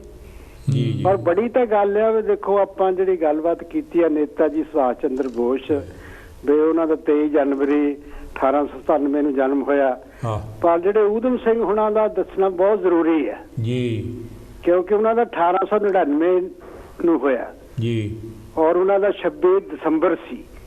ਜੇ ਹੁਣ ਆਪਾਂ ਦੇਖੀਏ ਵੀ ਜਿਹੜੇ ਉਸ ਵੇਲੇ ਦਾ ਵਕਤ ਸੀਗਾ, ਕਿਉਂਕਿ ਕਾਂਗਰਸ ਨੂੰ ਤਾਂ ਪਤਾ ਹੀ ਨਹੀਂ ਸੀ ਵੀ ਕਿੱਦਾਂ ਦੀ ਆਜ਼ਾਦੀ ਚਾਹੀਦੀ ਹੈ। ਬਿਲਕੁਲ, ਕਿਉਂਕਿ 1920 ਤੋਂ ਜੇ ਆਪਾਂ ਗੱਲ ਕਰੀਏ, ਜਿਸ ਵੇਲੇ ਬਾਲ ਗੰਗਾਧਰ ਦੀ ਡੈਥ ਹੋ ਗਈ, ਬਾਲ ਗੰਗਾਧਰ ਕਹਿੰਦਾ ਸੀ ਵੀ ਮਨੂ ਸਮ੍ਰਿਤੀ ਹੈ ਸਾਡੇ ਕੋਲ, ਇਹ ਵਧੀਆ ਸੰਵਿਧਾਨ ਹੈ। ਉਹ ਤੁਸੀਂ ਦੇਖੋ, ਵਿਨਾਇਕ ਸਾਵਰਕਰ ਇੱਥੋਂ ਲੰਡਨ ਤੋਂ ਗਿਆ, ਉਹ ਵੀ ਉਹਦੇ ਨਾਲ ਕਹਿੰਦਾ ਸੀ ਬਿਲਕੁਲ ਠੀਕ ਹੈ। ਉਹਨੇ ਜਾਨੀ ਕਿਹਾ ਵੀ ਜਿਹੜਾ RSS ਸਹੀ ਆ ਉਹੀ ਸਹੀ ਹੈ ਜੀ। ਪਰ ਉਹ ਗਾਂਧੀ ਤੁਸੀਂ ਦੇਖੋ ਵੀ ਗਾਂਧੀ ਜਿਹੜਾ ਉਹ ਜਦ ਉਹਨੇ ਟੇਕ ਓਵਰ ਕਰ ਲਿਆ, ਉਹ ਬਹੁਤ ਜਾਨੀ ਉਹਨੂੰ ਟੈਕਟਿਕ ਆਉਂਦੇ ਸੀ, ਜਾਨੀ ਉਹਨੂੰ ਪਾਸ ਕਰਾ ਲਿਆ ਜੀ ਵੀ ਮੈਂ 1 ਸਾਲ ਦੇ ਵਿੱਚ ਸਵਰਾਜ ਲੈ ਕੇ ਦਊਂਗਾ ਵੀ ਮੇਰੇ ਮਗਰ ਲੱਗੋ। ਨਾਲ ਉਹਨੇ ਕਿਹਾ ਵੀ ਕੋਈ ਪ੍ਰਧਾਨ ਬਣ ਜਾਵੇ, ਗੱਲ ਮੇਰੀ ਮੰਨਣੀ ਚਾਹੀਦੀ ਜੀ। ਦੇਖੋ ਬਾਅਦ ਦੇ ਵਿੱਚ ਜਦ ਸਾਈਮਨ ਕਮਿਸ਼ਨ ਗਿਆ, ਉਹ ਤਾਂ ਕਹਿੰਦਾ ਸੀਗਾ ਵੀ ਬਾਈਕਾਟ ਕਰੋ, ਪਰ ਉਹ ਬਾਬਾ ਸਾਹਿਬ ਦੀ ਜਿੱਤ ਹੋਈ, ਕਿਉਂਕਿ ਜਿਹੜੀ ਰਾਉਂਡ ਟੇਬਲ ਕਾਨਫਰੰਸਾਂ ਹੋਈਆਂ ਉਹਦੇ ਵਿੱਚ RSS ਤੇ ਕਾਂਗਰਸ ਬੇਨਕਾਬ ਹੋ ਗਈਆਂ, ਕਿਉਂਕਿ ਬਾਬਾ ਸਾਹਿਬ ਨੇ ਕਿਹਾ ਵੀ ਵੋਟ ਸਾਰਿਆਂ ਦੀ ਹੋਣੀ ਚਾਹੀਦੀ ਹੈ। ਪਰ ਉਹ ਜਿਹੜਾ ਊਧਮ ਸਿੰਘ ਨੇ ਮਤਲਬ ਜੋ ਕੁਰਬਾਨੀ ਕੀਤੀ ਹੈ, ਜਿਹੜਾ ਜੱਲਿਆਂਵਾਲੇ ਬਾਗ ਦਾ ਸਾਕਾ ਸੀ ਉਹ ਚ ਸਾਰੇ ਭਾਰਤੀ ਸ਼ਹੀਦ ਹੋਏ ਸੀ। ਬਿਲਕੁਲ, ਇਕੱਲੇ ਇਹ ਨਹੀਂ ਵੀ ਇੱਕ ਜਾਤ ਦੇ ਜਾਂ ਕਿੱਦਾਂ, ਉਹਨੇ ਜਿਹੜੀ ਪਰਨ ਕੀਤਾ ਹੋਇਆ ਸੀ ਵੀ ਮੈਂ ਉਹ ਦੇਸ਼ ਚਾਹੁੰਦਾ ਜਿਸ ਚ ਸਾਰੇ ਬਰਾਬਰ ਹੋਣ ਜੀ, ਕੋਈ ਊਚ ਨੀਚ ਨਾ ਹੋਵੇ। ਪਰ ਉਹ ਫਿਰ ਇਹ ਤਾਂ ਵੋਟਾਂ ਨਾਲ ਹੀ ਹੋਣਾ ਸੀ ਜੀ। ਹੁਣ ਤੁਸੀਂ ਦੇਖੋ ਵੀ ਜਿਹੜੀ ਕਾਂਗਰਸ ਦੇ ਵਿੱਚ ਮੁਹੰਮਦ ਅਲੀ ਜਨਾਬ ਪਹਿਲਾਂ ਕਾਂਗਰਸ ਚ ਸੀਗਾ, ਹਾਂਜੀ, ਫਿਰ ਦੂਸਰਾ ਇਹ ਦੱਸਣਾ ਬਣਦਾ ਵੀ ਉਹ ਵੀ ਗੁਜਰਾਤ ਦਾ, ਉਹ ਵੀ ਹਿੰਦੂ ਸੀ ਕਿਉਂਕਿ ਉਹਦਾ ਜਿਹੜਾ ਬਾਬਾ ਹਿੰਦੂ ਸੀ। ਉਹ ਫਿਰ ਮਾਈਗ੍ਰੇਟ ਹੋ ਕੇ ਬੰਬਈ ਆ ਕੇ ਉਹਨੇ ਕਾਰੋਬਾਰ ਸ਼ੁਰੂ ਕਰ ਲਿਆ ਜੀ। ਪਰ ਜਦ ਉਹ ਦੇਖਿਆ ਵੀ ਗਾਂਧੀ ਕਿੱਧਰ ਨੂੰ ਜਾ ਰਿਹਾ, ਵੀ ਅਸੀਂ ਇਸ ਮੁਲਕ ਦੇ ਵਿੱਚ ਰਹਿੰਦੇ ਆ, ਵੀ ਕਿੱਦਾਂ ਦੀਆਂ ਗੱਲਾਂ ਕਰਦਾ, ਜਾਤ ਪਾਤ ਨੂੰ ਮੰਨਦਾ, ਵਰਣ ਵਸਤਾ ਨੂੰ ਮੰਨਦਾ। ਪਰ ਉਹ ਤੁਸੀਂ ਦੇਖੋ ਵੀ ਜਿਹੜੀ ਲੰਡਨ ਰਾਉਂਡ ਟੇਬਲ ਕਾਨਫਰੰਸਾਂ ਹੋਈਆਂ, ਜਾਨੀ ਉੱਥੇ ਗਾਂਧੀ ਨੇ ਉਹਨੂੰ ਮਨਾਇਆ ਵੀ ਤੂੰ ਸਾਡੇ ਨਾਲ ਰਲ, ਵੀ ਇਹ ਜੇ ਡਾਕਟਰ ਅੰਬੇਡਕਰ ਗਲਤ ਕਰਦਾ ਵੀ ਤੂੰ ਬਿਲਕੁਲ ਸਹੀ ਹੈ। ਤੁਸੀਂ ਦੇਖੋ ਵੀ ਜਿਹੜਾ ਮੁਹੰਮਦ ਅਲੀ ਜਨਾਬ ਤੇ ਕਾਂਗਰਸ ਦਾ ਵੀ ਸੀ ਮੈਂਬਰ ਸੀ, ਫਿਰ ਉਹਨੂੰ ਜਾਨੀ ਜ਼ਬਰਦਸਤੀ ਫਿਰ ਜਾਣਾ ਪਿਆ, ਉਹਨੇ ਫਿਰ ਮੁਸਲਿਮ ਲੀਗ ਦੇ ਤੌਰ ਤੇ ਫਿਰ ਜਾਨੀ ਮਤਲਬ ਦੇਖੋ 1932 ਦੇ ਵਿੱਚ ਭਾਰਤ ਦੇ ਮੁਸਲਮਾਨ ਦੇਸ਼ ਤੋਂ ਅਲੱਗ ਨਹੀਂ ਸੀ ਹੋਣਾ ਚਾਹੁੰਦੇ ਜੀ। ਇਹ ਜਿਹੜੇ ਵਿਨਾਇਕ ਸਾਵਰਕਰ ਤੇ ਕਾਂਗਰਸ ਨੇ ਉਹਨਾਂ ਨੂੰ ਧੱਕਿਆ ਉਧਰ ਨੂੰ, ਪਰ ਬਾਬਾ ਸਾਹਿਬ ਡਾਕਟਰ ਅੰਬੇਡਕਰ ਦੇ ਤੁਸੀਂ ਦੇਖੋ ਵੀ ਕਿੰਨੀ ਜਾਨੀ ਜੱਦੋ ਜਹਿਦ ਦੇ ਨਾਲ ਜਿਹੜੀ ਸਾਰੀ ਵੋਟ ਦਾ ਅਧਿਕਾਰ ਮਿਲਿਆ, ਉਹਦੇ ਨਾਲ ਲੋਕਾਂ ਨੂੰ ਜਾਗਰੂਕਤਾ ਆਈ। ਉਹ ਵੀ ਹੁਣ ਤੁਸੀਂ ਦੇਖੋ ਵੀ ਜਿਹੜੇ SC ST OBC ਆ ਉਹਨਾਂ ਨੂੰ ਇਗਨੋਰ ਕੀਤਾ ਗਿਆ। ਅੰਗਰੇਜ਼ਾਂ ਨੇ ਤਾਂ ਜਿਹੜਾ ਕਮਿਊਨਲ ਅਵਾਰਡ ਚ ਦਿੱਤਾ ਸੀ ਸੈਪਰੇਟ ਇਲੈਕਟੋਰੇਟ, ਡਬਲ ਵੋਟ ਮਿਲੀ ਸੀ ਜੀ, ਜੇ ਉਹ ਮਿਲਦੀ ਤਾਂ ਸਾਰੇ ਪਾੜੇ ਮੁੱਕ ਜਾਣੇ ਸੀ ਜੀ। ਪਰ ਬਾਅਦ ਦੇ ਵਿੱਚ ਤੁਸੀਂ ਦੇਖੋ ਵੀ ਜੇ ਲੋਕਾਂ ਨੂੰ ਦੱਸਦੇ ਨਹੀਂ ਵੀ ਜਿਹੜੀ ਵਰਲਡ ਵਾਰ ਸ਼ੁਰੂ ਹੋਈ ਆ, ਜੇ ਉਹ ਵਰਲਡ ਵਾਰ ਦੇ ਵਿੱਚ ਜਰਮਨ ਜਿੱਤ ਜਾਂਦਾ ਫਿਰ ਤਾਂ ਇੰਡੀਆ ਜਰਮਨ ਦੇ ਅੰਦਰ ਚਲ ਜਾਣਾ ਸੀ ਜੀ, ਕਿਉਂਕਿ ਜਾਪਾਨ ਦੇ ਅੰਦਰ ਚਲ ਜਾਣਾ ਸੀ, ਫਿਰ ਕਿੱਦਾਂ ਦੀ ਸ਼ਾਦੀ ਮਿਲਣੀ ਸੀ।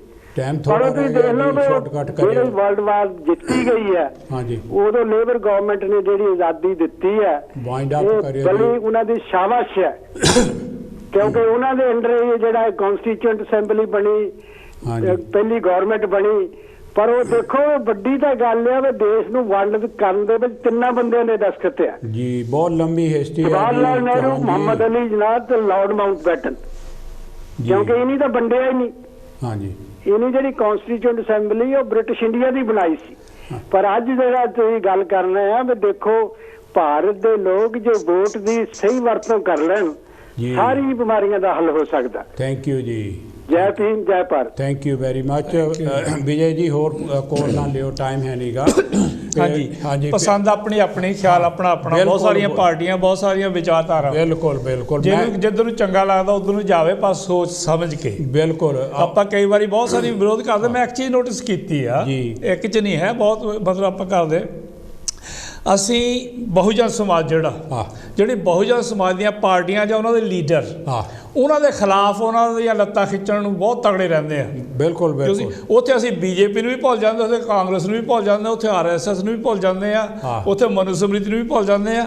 ਮੈਨੂੰ ਚੇਤਾ ਕਿ ਜਦੋਂ ਸਾਹਿਬ ਕਾਂਸ਼ੀ ਰਾਮ ਹੋਣੀ ਫੀਲਡ 'ਚ ਆਏ ਆ ਨਾ ਜੀ, ਉਹਨਾਂ ਦਾ ਵੀ ਬਹੁਤ ਵਿਰੋਧ ਹੋਇਆ। ਇਹ ਜੇ ਨਵੀਂ ਗੱਲ ਕਰ ਲਈ ਇਹਨਾਂ ਨੇ 85% ਦੀ ਕੋਈ ਗੱਲ ਥੋੜੀ ਆ, ਉਹ ਸਾਨੂੰ ਲਾਗੇ ਨਹੀਂ ਲੱਗਣ ਦਿੰਦੇ। ਸਾਹਿਬ ਕਾਂਸ਼ੀ ਰਾਮ ਕਹਿੰਦੇ ਵੀ ਕੌਣ ਨਹੀਂ ਲਾਗੇ ਲੱਗਣ ਦਿੰਦਾ, ਉਹਨੇ ਨਾਂ ਨੂੰ ਲਿਆ। ਉਹ ਕਹਿੰਦੇ ਬਾਕੀ ਦੇ ਉਹ ਤਾਂ ਠੀਕ ਹੀ ਆ, ਫਿਰ ਉਹਨੂੰ ਨਾਂ ਲੈ ਲਓ। ਮਤਲਬ ਵਿਰੋਧ ਹਮੇਸ਼ਾ ਹੀ ਹੁੰਦਾ, ਜੇ ਨਵਾਂ ਕੋਈ ਵੀ ਆਉਂਦਾ ਨਾ ਉਹਦਾ ਵਿਰੋਧ ਹੁੰਦਾ।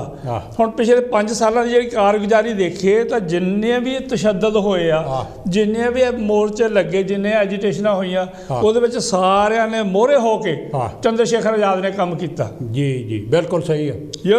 ਕੋਈ ਵੀ ਆਪੋਜੀਸ਼ਨ ਦੀ ਪਾਰਟੀ ਕਿਸੇ ਵੀ ਲੀਡਰ ਨੂੰ ਕਿਤੇ ਨਹੀਂ ਦੇਖਿਆ, ਨਾਟ ਐਟ ਆਲ, ਨਾ ਤਾਂ ਨੌਕਰੀਆਂ ਦੇ ਮਸਲੇ 'ਤੇ, ਨਾ ਐਜੂਕੇਸ਼ਨ ਦੇ ਮਸਲੇ 'ਤੇ, ਨਾ ਨੀਟ ਦੇ ਮਸਲੇ ਦੇ ਉੱਤੇ, ਨਾ ਜਦੋਂ ਹਾਥਰਸ ਵਿੱਚ ਕਿਤੇ ਅੱਗ ਮਤਲਬ ਲੇਡੀ ਨੂੰ ਅੱਧੀ ਰਾਤ ਨੂੰ ਤੇਲ ਸੱਟ ਕੇ ਲੂ ਦਿੱਤਾ ਜਾਂਦਾ, ਉੱਥੇ ਨਹੀਂ ਕਿਤੇ ਸਾਰੇ ਪਾਸੇ। ਤੇ ਅਸੀਂ ਉਹਦਾ ਵਿਰੋਧ ਕਰਨ ਲੱਗ ਪਈਦਾ। ਬਿਲਕੁਲ ਬਿਲਕੁਲ। ਬਲੇਮ ਦੇਣ ਤੋਂ ਜਦੋਂ ਮਰਜ਼ੀ ਦੇ ਦਿਓ, RSS ਦਾ ਬੰਦਾ ਹੈ, BJP ਦਾ ਖਰੀਦਿਆ, this and that, that's not the fair, ਹੈ ਨਾ। ਹੁਣ ਆਪਣੀ ਗੱਲਬਾਤ ਹਾਲੇ ਅਗਲੇ ਹਫ਼ਤੇ ਵੀ ਮੇਰੇ ਖਿਆਲ ਇਹੀ ਚੱਲੂਗੀ, ਥੋੜ੍ਹੀ ਡਿਟੇਲ 'ਚ ਕਰਾਂਗੇ, ਗੱਲਬਾਤ ਕਰਾਂਗੇ। ਪਿਆਰੇ ਦਰਸ਼ਕੋ, ਮੈਂ ਇਹ ਕਹਿਣਾ ਸੀਗਾ ਵੀ ਆਪਣੇ ਜਿਹੜੇ ਲੀਡਰ ਹੈ ਨਾ, ਸਾਡੇ ਵਿੱਚੋਂ ਕੋਈ ਵੀ ਲੀਡਰ ਹੈਗਾ ਜਿਹੜਾ, ਉਹਦੀ ਲੱਤ ਨਹੀਂ ਖਿੱਚਣੀ ਚਾਹੀਦੀ। ਸਾਡਾ ਇਹ ਹੁਣ ਜਿਹੜਾ ਕਮਿਟਮੈਂਟ ਸਾਡੀ ਕਿਹਦੇ ਨਾਲ ਹੋਣੀ ਚਾਹੀਦੀ, ਕੀ ਸਾਡੀ ਕਮਿਟਮੈਂਟ ਲੀਡਰ ਨਾਲ ਹੋਣੀ ਚਾਹੀਦੀ ਆ, ਜਾਂ ਸਾਡੀ ਕਮਿਟਮੈਂਟ ਪਾਰਟੀ ਨਾਲ ਹੋਣੀ ਚਾਹੀਦੀ ਜਾਂ ਮਿਸ਼ਨ ਨਾਲ ਹੋਣੀ ਚਾਹੀਦੀ ਮਿਸ਼ਨ ਨਾਲ ਹੋਣੀ ਚਾਹੀਦੀ ਹੈ। ਮਿਸ਼ਨ ਨਾਲ ਹੋਣੀ ਚਾਹੀਦੀ। ਪਾਰਟੀਆਂ ਟੁੱਟਦੀਆਂ ਭੱਜ ਜਾਂਦੀਆਂ, ਲੀਡਰ ਆਉਂਦੇ ਜਾਂਦੇ ਰਹਿੰਦੇ ਜਿਹੜਾ ਮਿਸ਼ਨ ਹੈਗਾ ਮਿਸ਼ਨ ਦੇ ਨਾਲ ਜੁੜੇ ਰਹਿਣਾ ਚਾਹੀਦਾ। ਤੁਸੀਂ ਗੱਲ ਕਰਨ ਲੱਗੇ ਸੀ। ਹਾਂ ਪਿਆਰੇ ਦਰਸ਼ਕੋ, ਹੁਣ ਟਾਈਮ ਬਿਲਕੁਲ ਖਤਮ ਹੋ ਗਿਆ। ਅਸੀਂ ਕਿਉਂਕਿ ਇਲੈਕਸ਼ਨ ਦਾ ਦੌਰ ਚੱਲ ਰਿਹਾ, ਇਹੋ ਹੀ ਅਗਲੇ ਹਫਤੇ ਫੇਰ ਲੈ ਕੇ ਤੁਹਾਡੇ ਸਾਹਮਣੇ ਹਾਜ਼ਰ ਹੋਵਾਂਗੇ। ਜਿਨ੍ਹਾਂ ਸਾਥੀਆਂ ਨੇ ਹਿੱਸਾ ਲਿਆ ਹੈਗਾ ਟੈਲੀਫੋਨ ਕਰਕੇ, ਉਹਨਾਂ ਦਾ ਬਹੁਤ ਬਹੁਤ ਧੰਨਵਾਦ। ਅਸੀਂ ਇਹ ਕਹਾਂਗੇ ਇਸ ਲਈ ਜਿਹੜੀ ਪੋਲੀਟਿਕਸ ਹੈ ਯੂਪੀ 'ਚ ਔਰ ਪੰਜਾਬ 'ਚ ਉਹ ਖਿਚੜੀ ਹੈ, ਖਿਚੜੀ ਪੱਕ ਰਹੀ ਆ। ਕੋਈ ਕਲੀਅਰ ਕੱਟ ਜਿਹੜੀ ਲੀਡਰਸ਼ਿਪ ਜਿਹੜੀ ਆ ਕੋਈ ਲੋਕਾਂ ਨੂੰ ਡਾਇਰੈਕਸ਼ਨ ਨਹੀਂ ਦੇ ਰਹੀ। ਇਸ ਲਈ ਆਇਆ ਰਾਮ ਗਿਆ ਰਾਮ ਜੈ ਰਾਮ ਬੱਲੇ ਬੱਲੇ ਇਸ ਦਾ ਦੌਰ ਚੱਲਿਆ। ਕੋਈ ਇੱਧਰ ਜਾਂਦਾ ਕੋਈ ਇੱਧਰ ਜਾਂਦਾ। ਉਹ ਜਿੱਦਾਂ ਡਿਡੂਆਂ ਦੀ ਪਸੇਰੀ ਕਹਿੰਦੇ ਆ, ਤੱਕੜੀ ਦੇ ਵਿੱਚ ਬੈਠਾ ਘੁੱਟ ਪੂਸੀ ਮਾਰ ਕੇ ਇੱਧਰ ਨੂੰ ਕੋਈ ਇੱਧਰ ਨੂੰ ਚਲੇ ਜਾਂਦਾ। ਸੋ ਅਖੀਰ ਵਿੱਚ ਸਾਡੇ ਦੋਹਾਂ ਵੱਲੋਂ ਜੈ ਗੁਰਦੇਵ, ਜੈ ਭੀਮ, ਜੈ ਭਾਰਤ। ਪਿਆਰੇ ਦਰਸ਼ਕੋ, ਅਗਲੇ ਹਫ਼ਤੇ ਫਿਰ ਤੁਹਾਡੇ ਸਾਹਮਣੇ ਪੇਸ਼ ਹੋਵਾਂਗੇ।